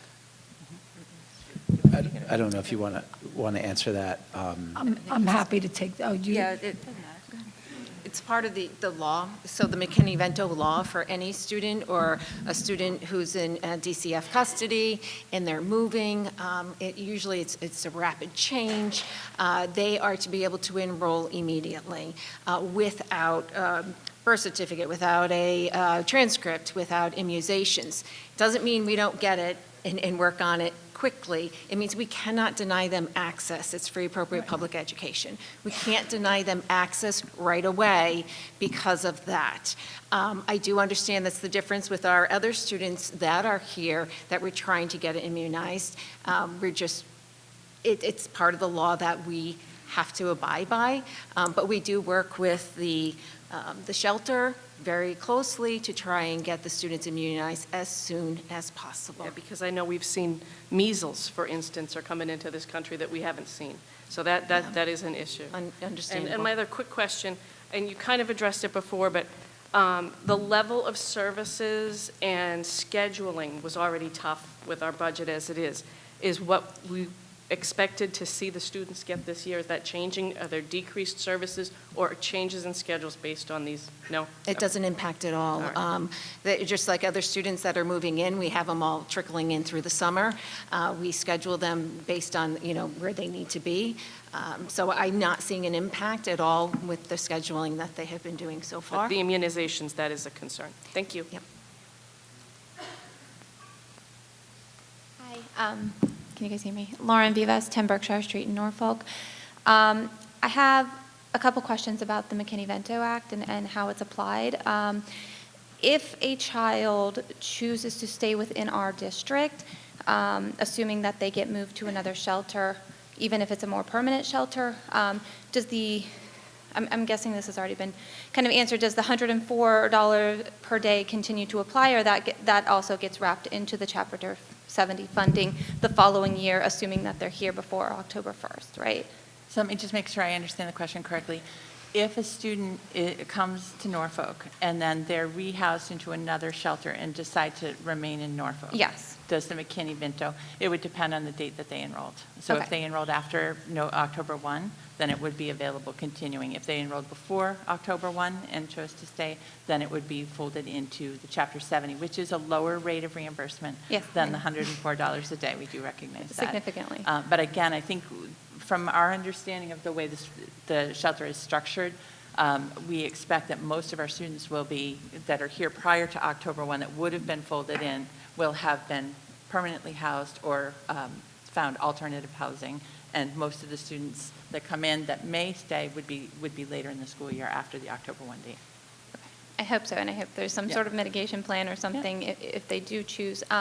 Another question regarding that, Anne Marie, you made mention of some sort of conversation with the Department of Education or regarding the McKinney-Vento Act and some sort of alleviation or exemptions or something that might be in the work, and I know that's kind of a legal thing that you can't speak to, but can you kind of give us an idea of when you expect that to be wrapped up? Like, are we looking at 5-10 years from now that might be something that is further down the line, or could it, or I don't know if you can speak to that? That is a great question. And what I would say to that question is we have been engaging with the Federal Department of Education for about 1.5 years now. Okay. And we are continually looking at creative solutions to find flexibilities within the law that we can legally apply that also support the student's needs in a way that we would support any student, and to make sure that we're making sure that all students are included.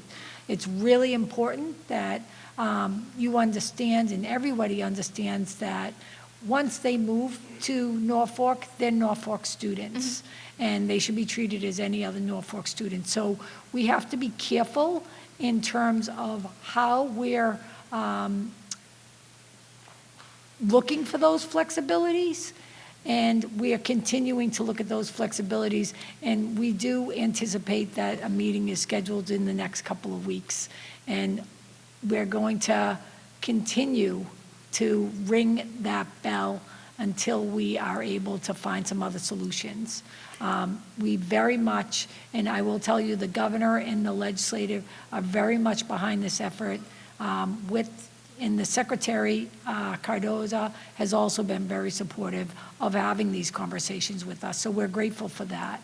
But I can't say when these things would happen. The law has been enacted. It's 40 years since it was enacted, and we are going to continue to work within the constraints of the law. Okay, but it's not likely that like any changes would probably impact within the next year, considering. I'm not going to, I'm an optimist, and I'm going to say, and I do think that we have thought of some pretty creative solutions. Yeah, so right. I can't say that that what we're thinking about isn't impactful, because you don't know until you ask. Yeah. So I'm hopeful. One additional question. It's the assumption, or there's been reports that a decent amount of the families and the children that are coming here are coming from the temporary shelter that was set up at Logan Airport. Can you speak to what percentage or how many of those students were enrolled in East Boston schools, and how many are choosing to stay within those schools, and are they bringing transcripts, assessments? Can we assume that those have already been done, considering they've been here for several months and should have, under this law, been enrolled in East Boston schools? So the families that were in Logan were not there for an extended period of time. There were different families coming in to Logan. So yes, there were people there at Logan every evening, but they weren't always the same families. Logan individuals got moved to other shelters. Some of those individuals are in other overflow sites. And so they were not enrolled in Boston Public Schools. If a student was enrolled in another district because, and then moved to this shelter, yes, they're coming with transcripts, because that does happen, where they're moving from one shelter to another within the overflow. Some of that has to do with work authorizations and jobs that these individual families have. But for the most part, the families that were living in Logan were not there long enough to enroll in a school placement. What is the length that is needed to stay somewhere in order to be enrolled in a school district? I'm sorry. What is the requirement of length of stay in order to be enrolled in a school So district? how the law says immediate. Okay. What? Hold on. Give me a minute to answer the question. I want to be clear on this. And what we consider as a department to be immediate and reasonable, and we have talked to the USED about this, is 10 days. If a new family moved into the community, they would unpack, they would make their way to the school, they would register, they would have to do paperwork. It typically takes a new family about 10 days to get into a school district. So when a family is going into a shelter, if they're going to remain there past the 7 to 8 days, then we start beginning the enrollment process. So that is what we are looking at as immediate. So if we know that some of the students in Norfolk are going to be only there for 5 days, and we're working with heading home, we will not be enrolling them because it depends on where they are, because there's different circumstances that move people within the EA system and within the overflow. But if somebody is going to be in that site less than 10 days, we will not be enrolling them in Norfolk Public Schools. We'll be enrolling them in their next placement. Do you know if those types of records were kept at Logan in regards to how long each family was there and whether they I were can't there? speak to that. No? Okay. I can't speak to that, I'm sorry. We have a very little Yeah. information about the students that I come in. figured. That's And what in most cases, they haven't been in schools. Okay. It would have been, yeah, helpful. If we could move on to the next Yeah. question, if you Thank want to you. go to the back. Thank you. Joanna McFarland. I'm a Rentham parent of 2 KP students, one recent graduate and one who's a rising junior. And my questions are specifically regarding KP High and probably for you, Dr. Drolet. My first concern/question is that right now, when the kids are coming into the school, I would sometimes drive my kids in and, you pull up to the main entrance. Those doors are wide open. The bus lobby doors are wide open. Anybody can just come in. And I've been comfortable with that for the last 4 years that my kids have been in the school because we're a tight-knit community. All the administrators know all the faces of the kids. The teachers are there. Everybody's, saying hello. Now we have the potential of having new students, new faces every Monday. And I have a little bit of a security concern. I'm wondering if the school has thought about how to address that. Sure. That shouldn't be happening during school hours, but I will talk to the principal and facilities about discontinuing that if the doors are open and unlocked. I know a lot of times people can't get in for events after school, but they also looking into, of course, that it'll cost money, but building a vestibule that connects to the main office prior to getting in. But I will follow up with you to talk further about the security concerns and address them. And I guess I was really thinking of the hours between, let's say 7:15 in the morning and that's 7:35 when the first bell rings. Those doors, the kids are just coming and going. Those shouldn't be unlocked, so I will follow up on that. Okay. I know that kids are coming and going in and out, and the doors are just propped and they're coming, but Yeah. that shouldn't be happening, so I'm going to follow up on that. Okay. All And my next question, I know that our guidance department is very much overburdened. I know both my kids have had a very hard time getting in touch with their guidance counselors, especially the one who was a senior this past year. She had, a lot of questions. And it came to us several times where I would have to email the guidance counselor and say, hey, please, we're really waiting on a response. It's been over a week. I'm very concerned that now our guidance department is going to be overtaxed with these new students who need course selection help, obviously future plans help, everything else. And do we have plans for additional guidance support?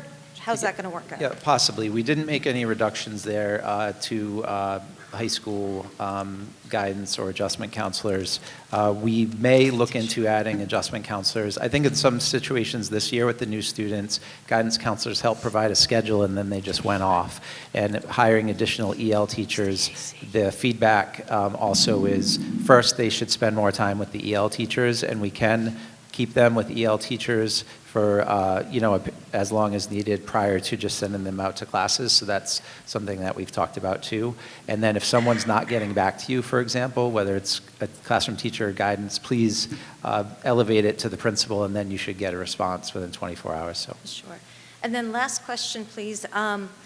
At KP High, there's a lot of group projects. So a big concern comes in if kids are coming and going every 45 days, and you know that A-push teacher says, we're working on this big project, and you've got a group of 5, and 2 in your class happen to now leave the shelter and go elsewhere.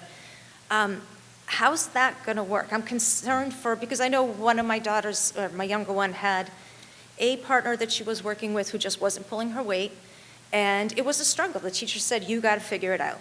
So now what's going to happen when half the group, let's say, moves on to more permanent housing or whatnot? I don't expect you to have an answer, but I'm wondering, is it possible for students who are, let's say, tax-paying students who are residents to be able to say, hey, no thanks, I don't want to work with certain students because they might not be around to finish the project?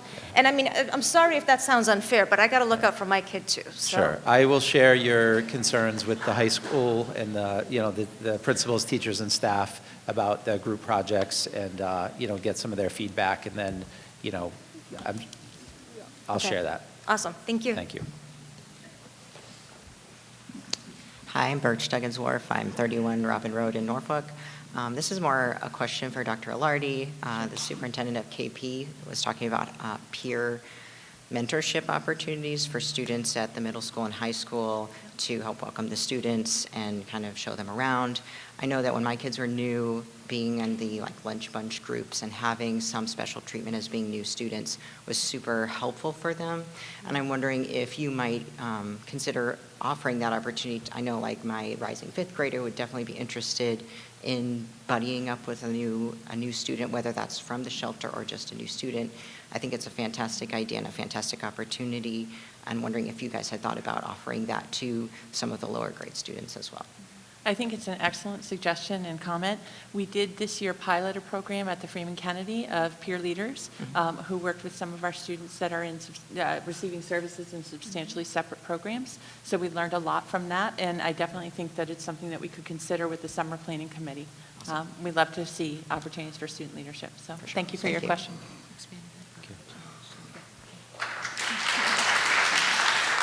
Hi, Peter Schwalbe in Norfolk. Just a few questions, but they're pretty quick. I think it's a fair likelihood that the shelter could operate well beyond 12 months. So just with that premise, what needs to happen in order to ensure that that 104 a day remains in place to Norfolk for as long as the shelter operates, even if it goes beyond 12 months? So what needs to happen? What do we need to do to work to ensure ahead of time that we're going to be able to have that in place for Norfolk? You should be contacting your local delegation and continue to them to support. You have, your delegation has been very supportive of that before it was even impacting Norfolk. Okay. So I would think that now that it's impacting Norfolk, that would make it even stronger for that support. But that's who you would sit with. That would sit with the legislators. Okay. Are there others outside of myself that would also be advocating for this? Outside of the voting population? DESE, administration? Oh, yes. We have all been advocating. How else do we? Yes, okay. We've been advocating. I thought you were asking about you specifically, yes. We've been advocating. The funding right now is approved or budgeted through December. Okay. And if it were not to continue, that would be a major problem. Yeah. And we exactly. would, yes, And we would. I would like to say that we also, while we just enacted the task force of the superintendents for the enrollment, we enacted a task force with a larger group of superintendents who all represent each of their respective, they call them roundtables, regarding all kinds of things shelter. So out of that work, we advocate not just for funding, but all kinds of things. And I think that I'm well known for bringing things to people's attention that the schools need. So. Okay. We're also advocating for students to be dispersed to some other school districts. We understand that that would require parent approval, and it would need to also be offered for all students. But so far, there's been no traction with that. But that, there's things that we're advocating for. Thank you. Okay, next question. The current 133, I think it was 133, at the shelter, roughly what is the proportion of Massachusetts residents of this 133? I have no We idea. can probably have Heading Home respond, but I believe my understanding is the initial residents are the initial families who have moved in are primarily from Logan Airport. And I think and correct me if I'm wrong, within the shelter system as a whole, it's about 50% Massachusetts residents, 50% residents, newcomers. But at the shelter at this time, the first families that have arrived are primarily from Logan Airport and from Haiti and Venezuela, is my understanding. Is that correct? Yes. All right. Other question I have is, from a parent who is slightly distraught, but I just want to ask and give you the opportunity. Typically, sixth graders have a transitional camp, something to help support them going into seventh grade. Hearing that that's not happening this year, just want to offer an opportunity to speak to that, why that's not happening, because clearly the concern is, again, an early sign of deprioritization of our current schools, our current students, and I'd love to have an explanation for that instance and how, again, all the time and effort that is needed to properly support our newcomers, that takes a lot of energy. How are we not distracting from our current student needs and preparing for this coming school year for our current students?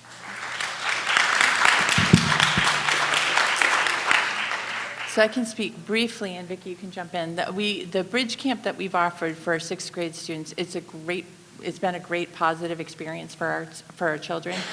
It was grant funded through a special grant that was offered by the state that is no longer available. So we've never funded that through our operating budget. It has been grant funded.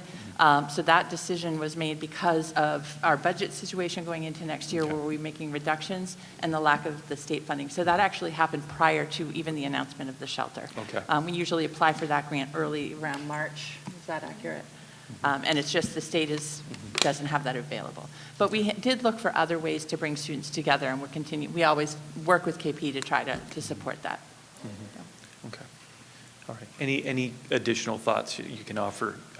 We heard great information tonight that was geared towards preparation for the newcomers. Yep. How are we walking and chewing gum at the same time? Yep. So I think we've had a few questions from parents, and I appreciate the question tonight around how we are going to keep our programs strong and robust. We already have strong research-based, rigorous curriculum. We are in the process at the lower schools of adopting a new ELA program, which I know many, many people are happy to hear. We've provided professional development planning and support for all of our teachers. So we have strong curriculum. Our teaching staff is outstanding. The majority of teachers in the Norfolk Elementary School have at least 10 years teaching experience, have master's degrees. We anticipate our schools operating as they always have. Strong, rigorous instruction. Class sizes might go up slightly, but we have additional support staff. We are committed to trying to keep the teacher-student ratios low. Strong quality materials, and again, our middle row of excellent, strong educators that are here that, again, are skilled at differentiation. We have math and reading coaches and support that we provide to students. We are starting the year by adding 2 English language instruction teachers, as well as the paraprofessionals, hopefully, that we can get bilingual and multilingual. But we're going to monitor that. We anticipate with the funds that we are expecting that we will have additional opportunities to add staffing where needed. So we're going to monitor that. If we need to add additional math support, we will do that. So we're going to watch that very closely and put our resources where they're best and most impactful. Thank you. Thank you. Thank you. It's 8:20. I'm going to say we'll go to 8:45. So at 8:45, if you haven't had a chance to ask a question, we'll stop, but we'll be available here to talk, or if you want to call or email as well. Go ahead, sir. My name is Paul Morrison. I'm from Foxborough. How many students, or newcomers as you call them, are going to be coming to Foxborough Public Schools? None from the shelter. You sure about that?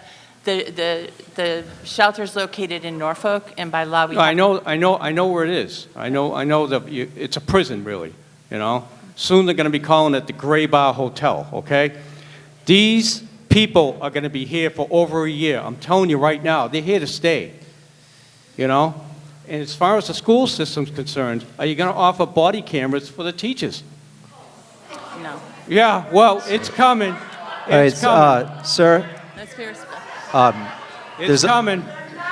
okay, all right, everyone, please stop yelling. I can handle it. So I just want to say there are already students in the Foxborough schools, so we have no idea how this might impact another We school. already system. have them. Right, no, We that's already have 'em. that's what I'm saying. Yeah. You know? So, And the police all right, are and this at is that hotel every day.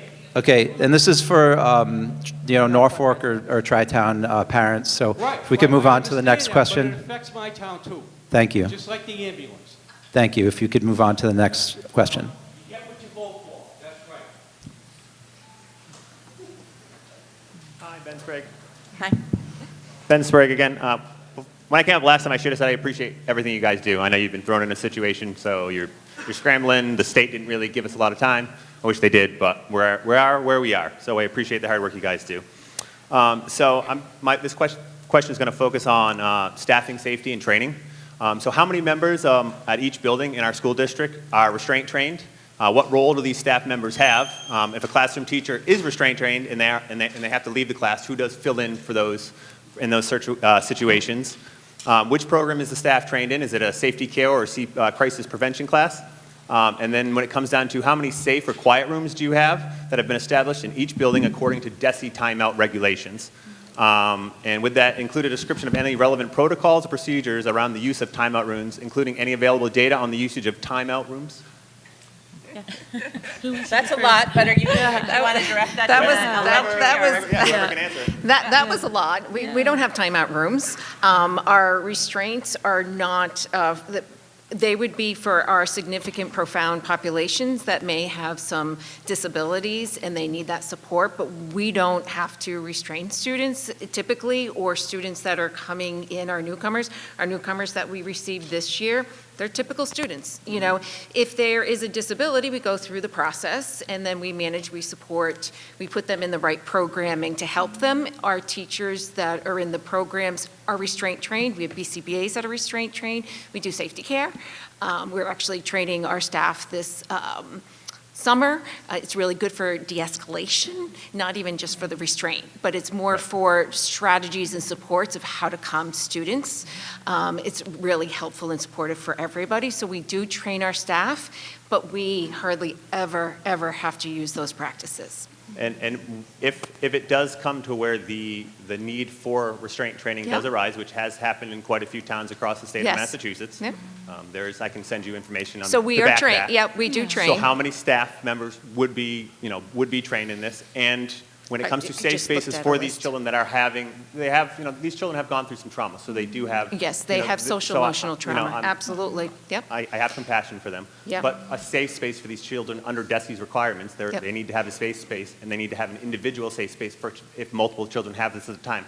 Do we have the available resources in the school to give them So we have school counseling support services and offices and supports where students can go. So we do have our safe spaces. We do have our people that we connect them with, and they know who their person is to be able to go to and the counselor and to see, so they get connected right away.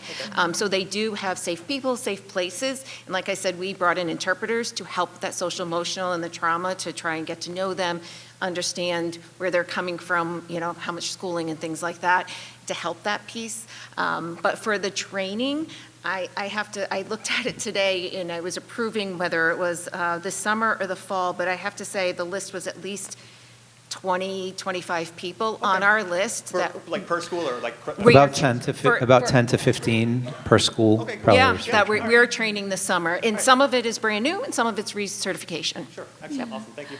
And I'm just going to jump on for the elementary schools, just in case you had or other people had that question.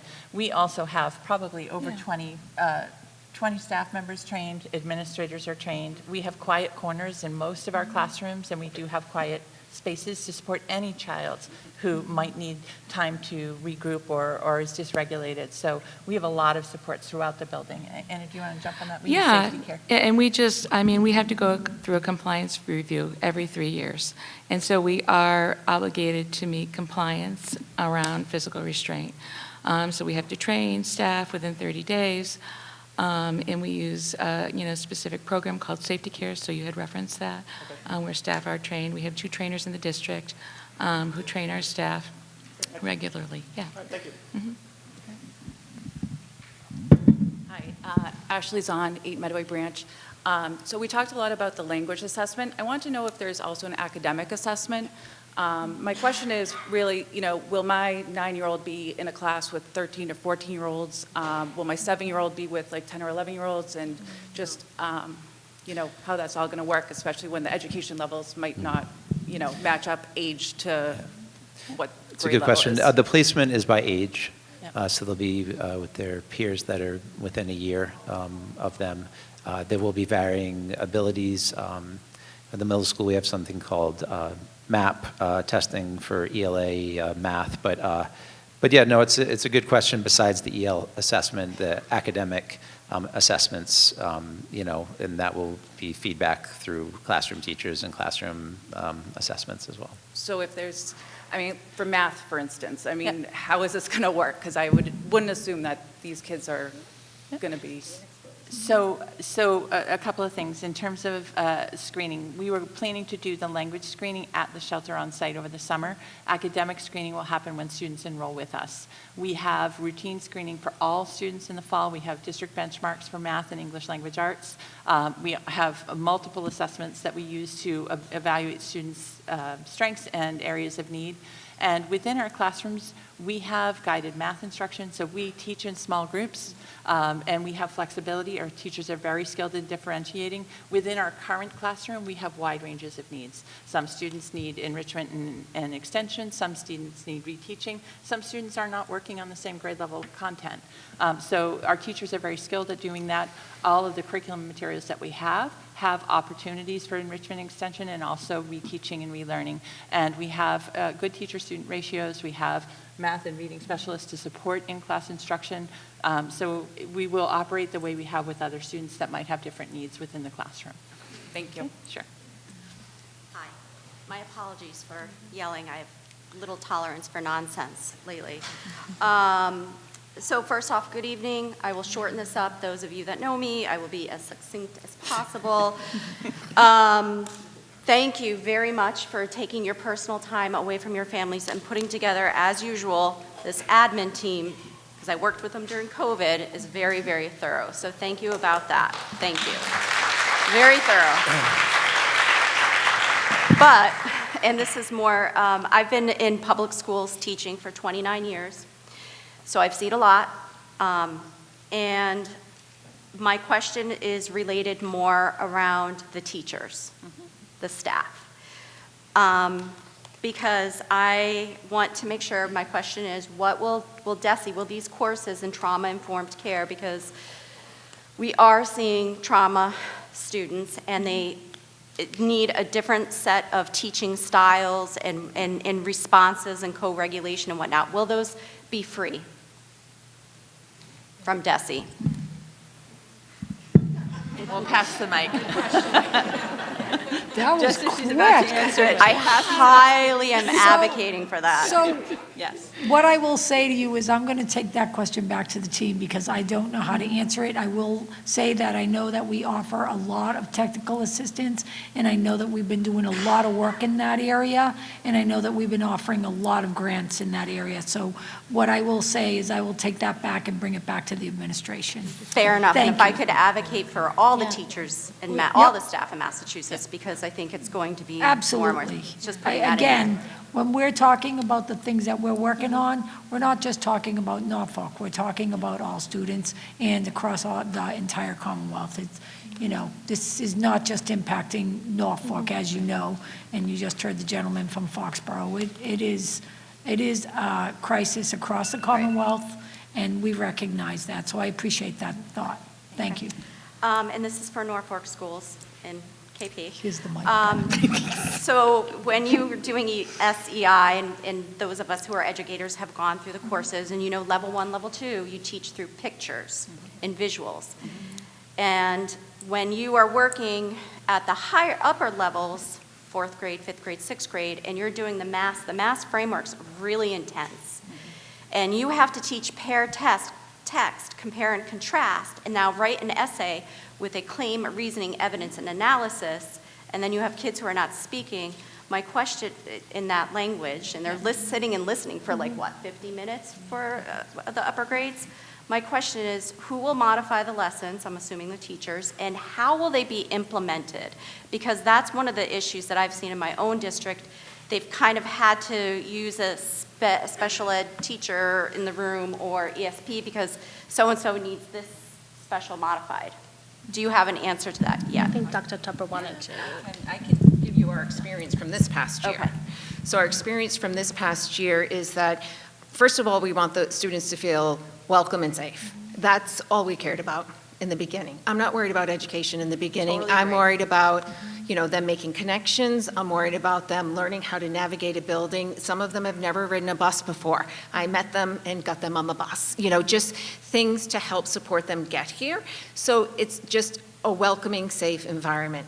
Then we start with exposing them, depending on their levels, to language, to the words, just to recognize symbols and pictures and things like that. Are we teaching them the whole content? No, we're not. They are sitting there getting exposed. They need to be exposed to the language to learn the language.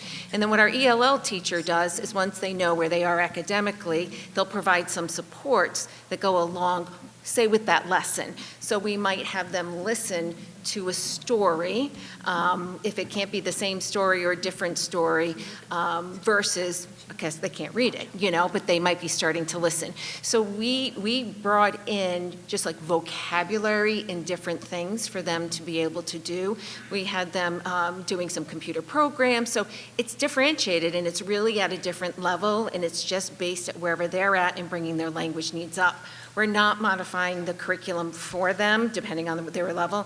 We're not translating all the documents. We're not translating all the text. That's not what that's about. So Right. it was really exposing them and then taking them from where they're at. I just want to make sure that the staff has Yes. enough, not only resources, but actual bodies in the room to help implement that. Because and I agree, they are amazing. Yep. Amazing, but they Yeah. can't be So in this two is places what at I one found. time. Our teachers are perfectionists, and they want to do the best, and they wanted to translate everything. And I had to go by and say, no, stop. Okay. Slow down. It's okay. So you teachers in the audience, you need to know it's okay. You are not going to be teaching them everything or the grade level curriculum. You're keeping them safe. You're welcoming them, you're introducing them to getting them friendships, and then you start with some vocabulary. That's where we start. And it's slow, and it grows, and you work with your ELL teacher to support you. But you are going to want to get them to learn right away. It's not going to happen. So give yourself a break, and you just need to say, they're safe, they're happy, starting to make some friendships, understanding some of the language. Did a great job today. Thank you for that. I'm just really would advocate to Desi and Bessie, please, please. There's a lot of complex learning needs going on in public schools. It's a lot different than 10 years ago. Please fund extra support. Last Yep, question. totally agree. Are you planning on continuing what KP did with the newcomers and sending out an email when the, how many students are coming in? Like we got 19 students today. We got 14 next week. So- you remember how you sent that out? Last letter. September? Yes. Yeah, I think maybe there was 2, because we got, I think my memory, 12 students and then 2 more students. Yeah, you sent a couple emails out to the KP So we both parents. sent out, and it's on the website, all the communications. Will that continue? I think we'll. We'll be updating as Yeah, there's so information to report. there was the last week of June was the first wave of student. Tonight, we're sharing, and this will be on the website tomorrow morning, it's kind of the second wave of arrivals or groups. I would need to speak more to the site about how new family and student arrivals are going to continue between now and the end of August, if it's going to be similar with groups of up to 20 families at a time like it was these first couple of times, or if it's going to be more of a steady trickle. So we'll be, it depends. If it's a few students, we're not going to send something out if it's a few students. And but if I it's just more. want to say, given the nature of the overflow sites, that's going to be a huge challenge. And if we're talking about resources and, giving information, I'm not exactly sure how that is going to impact in a way that would be useful for them to be tracking that in a weekly, because you're going to have in and outs, right? You're going to have one week you could have 19 students, then you could have out of that 19, 10 students leave. So in order for the school district to track that in an overflow site, in the site that was in KP and in Plainville last year, that was that was a supplemental site that was more steady. So there is a difference, and I wouldn't want our leaders to be spending time trying to track what Heading Home does on a regular basis. It may not be great, useful information. I mean, giving an overview quarterly might be a better way to do that. I offer that up just as a suggestion because this is a little bit different than the site that you were dealing with last year in Plainville, and I want to be clear on that. I could definitely say we would give at least quarterly updates at school committee meetings, and that could be shared with the public. So. Before we move on to the next question, I'm sorry, sir, if I could just jump in really quick. I'd be remiss if I don't clarify, Jen, on the question that you posed, and I appreciate you always advocating for our educators. I think that I just want to mention that DESE has already offered a resource for us. I mentioned earlier the Confianza one, where it does it's professional development for teachers and coaching. And they also have created a slew of resources that we are using our summer committee to go through and vet. And we're going to be creating resource folders for teachers. We also have math, literacy, and our English language teachers that serve in the coaching capacity. And we use dedicated time, which I know is never enough. I just want to acknowledge it for our educators, but we do have dedicated time during the school day where we unpack resources, and they do also, in part of their role, is partner with teachers to provide those resources that are needed, especially for differentiating for students who need something that is maybe outside of a tier 1 and more tier 2 supports. I don't know if you wanted to add anything. Yeah, I was just going to say, I know we've covered a lot tonight, but just a reminder that we are in the process of trying to hire 2 full-time EL teachers to help support education across the district on top of the 2 teachers that we currently have in place, a .7 and a .8. So 2 professionals in each building on top of having 2 paras onboarding 2 additional paraprofessionals in addition to the full-time paraprofessional that we currently have. Yeah, so 3 full-time paras, yeah. Okay, so it's 8:38. Well, let's end with these last 3 individuals' questions, and then if anyone else wants to stay and chat or reach out via email or a phone call after tonight, please feel free to do so. Sir? I'm George Cronin, 291 Main Street. I currently have grandchildren, both at King Philip and Norfolk Elementary. This will be the 5th generation of my family. It's gone through the Norfolk school systems. They've always had high standards, which I appreciate, but because of classroom constraints, especially in the elementary level, obviously we're going to be raising our class sizes. Now, to me, that's lowering our educational standards. My question is to Anne Marie, why isn't the state providing temporary modular classrooms so that we don't have to raise our class sizes? Seems to me that they should be paying for all that. Thank you for the opportunity to answer that question. We did speak about what would be best for this district, and we really landed on right now on the upgrading of the current facility and putting the capital investment into the building rather than spending it on modulars. If we see that need continue, just as we're doing with all the other things that are going on in this shelter, as we're looking at the enrollment and as it impacts the school more, we will be having conversations about best ways to address it. We do believe that currently, given what we are anticipating, that the retrofitting of that classroom, the movement of the space that has already been done, that you are going to be able to maintain your class sizes that are, and I have it right here, based on your school committee's policy, which I must say is a very impressive class size. Not the class size that I have in the community that I live in, so I applaud you all for that. We do not believe that at this time we're going to be going over that class size. But if we are going to be working very, very closely, I think that we're on speed dial, and we'll be continuing to monitor that. If there is the need for additional resources, we will be taking that into consideration. But we have talked about modulars. Right now, we just think the capital investment in the building itself is a better use of the funds and will free up educational space within the H. Olive Day School. But, so you're telling me class sizes will remain as they were last year? I'll say that the class sizes are going to remain within your policy that's in your school department. That's not the same thing. No, Our it class sizes will be going up next year because of lack of space. Well, it's not because of lack of space. So we, as I said earlier, the school committee did vote to add an additional first grade classroom because just with Norfolk enrollment, our class sizes were starting to go up. So our class sizes in first grade are now lower than they were. We are planning for the students that we know that will be coming in. Class sizes will, as I said earlier in the presentation, will go up.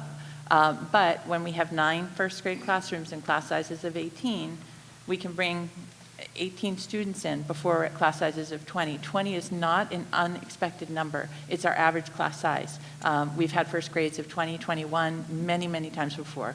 So I think what Anne Marie is saying, we have class size policies. We're going to do the best that we can to keep our class sizes within our past practice. And if we need to look at additional resources, we have also opted to try to bring additional support in to keep the teacher-student ratio low. There hasn't been an appetite for modular classrooms. There's a lot of concerns about modular classrooms. Families aren't interested in having their child educated in a separate space. So we are trying to manage that by creating more space at the H. Olive Day, keeping our classroom teacher-student ratios consistent with what we've had in the past by bringing in additional supports and monitoring it very closely. And as Anne Marie mentioned, we are continuing to work aggressively and significantly with that task force to look at other options so that we can mitigate potential long-term enrollment impacts over the course of the year. Thank you. Sure. And I don't know why it's echoing. I feel like there's a gong. Hi, Kristen. Am I in there? Kristen Stacy, Shirley Lane. I just wanted to say thank you.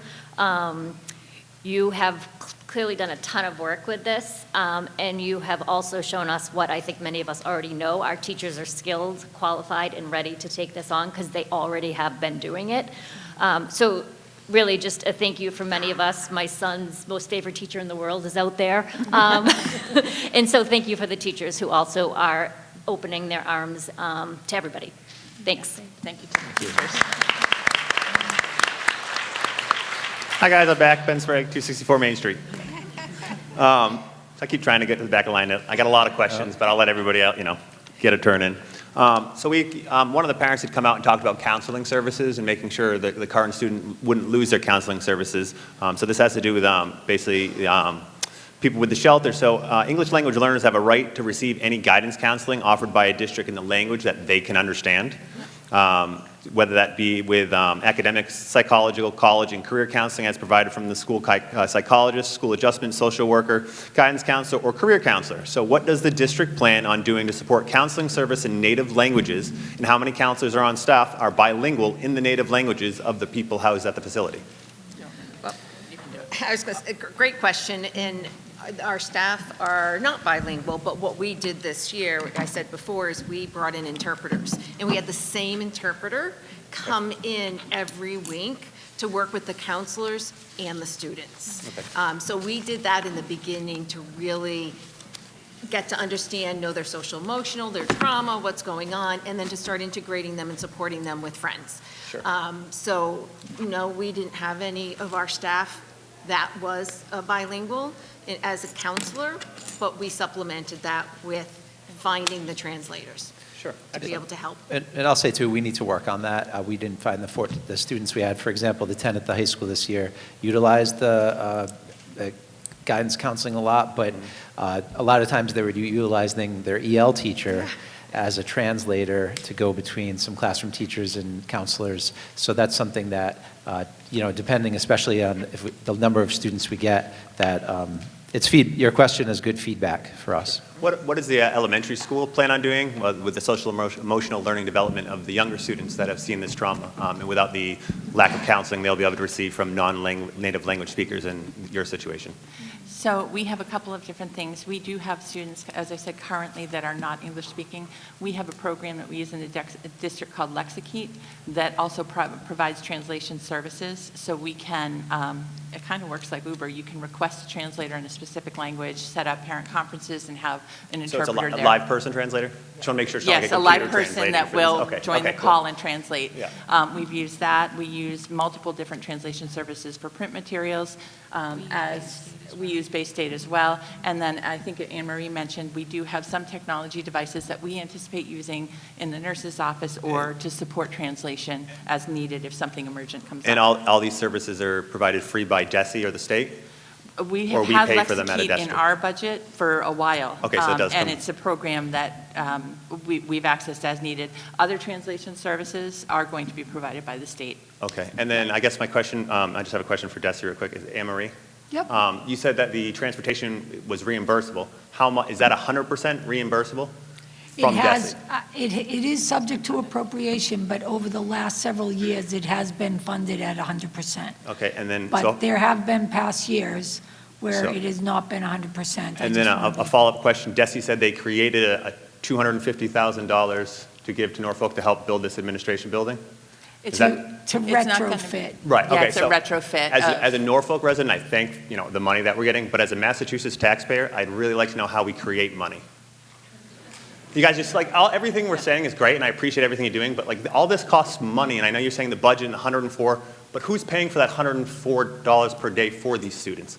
Where does all this money coming, and it's not going to impact our taxes, which everybody says, oh, it's not, but it is. So I'd just like an explanation of how this doesn't cost money or increase our budget. I'm not saying that it doesn't cost money, because it does cost money. What Okay. I'm saying is that the legislator has appropriated this through the supplemental budget. I don't work for administrators and finance, so Yeah, I know. can't I know. speak that, We but- have a problem in our town. We can't transfer funds. We have to if it's in a pocket, we have to spend it on certain things. But I just found it interesting that DESE was able to create a $250,000. So I'm just wondering where it came from. Okay, I understand the question now. Within the line item of the supplemental budget, DESE was allotted significant funds. In that, there was money that was for EL needs. Okay. And within that, we created this grant. Okay. And is that a federally backed grant or a state backed grant? Is it based on federal taxes or state taxes? I'm just trying to find out where the money comes I from. can't answer that question, I'm sorry. Okay, cool. Yeah, I know that's probably over all your heads. I'm just trying to find out where the money comes from, guys, because it's a lot of money Yeah. being spent.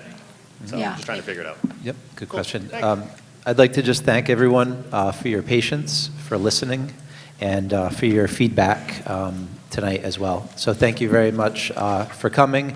We will have these slides on our websites tomorrow, and you could access the links and the information. Thank you very much.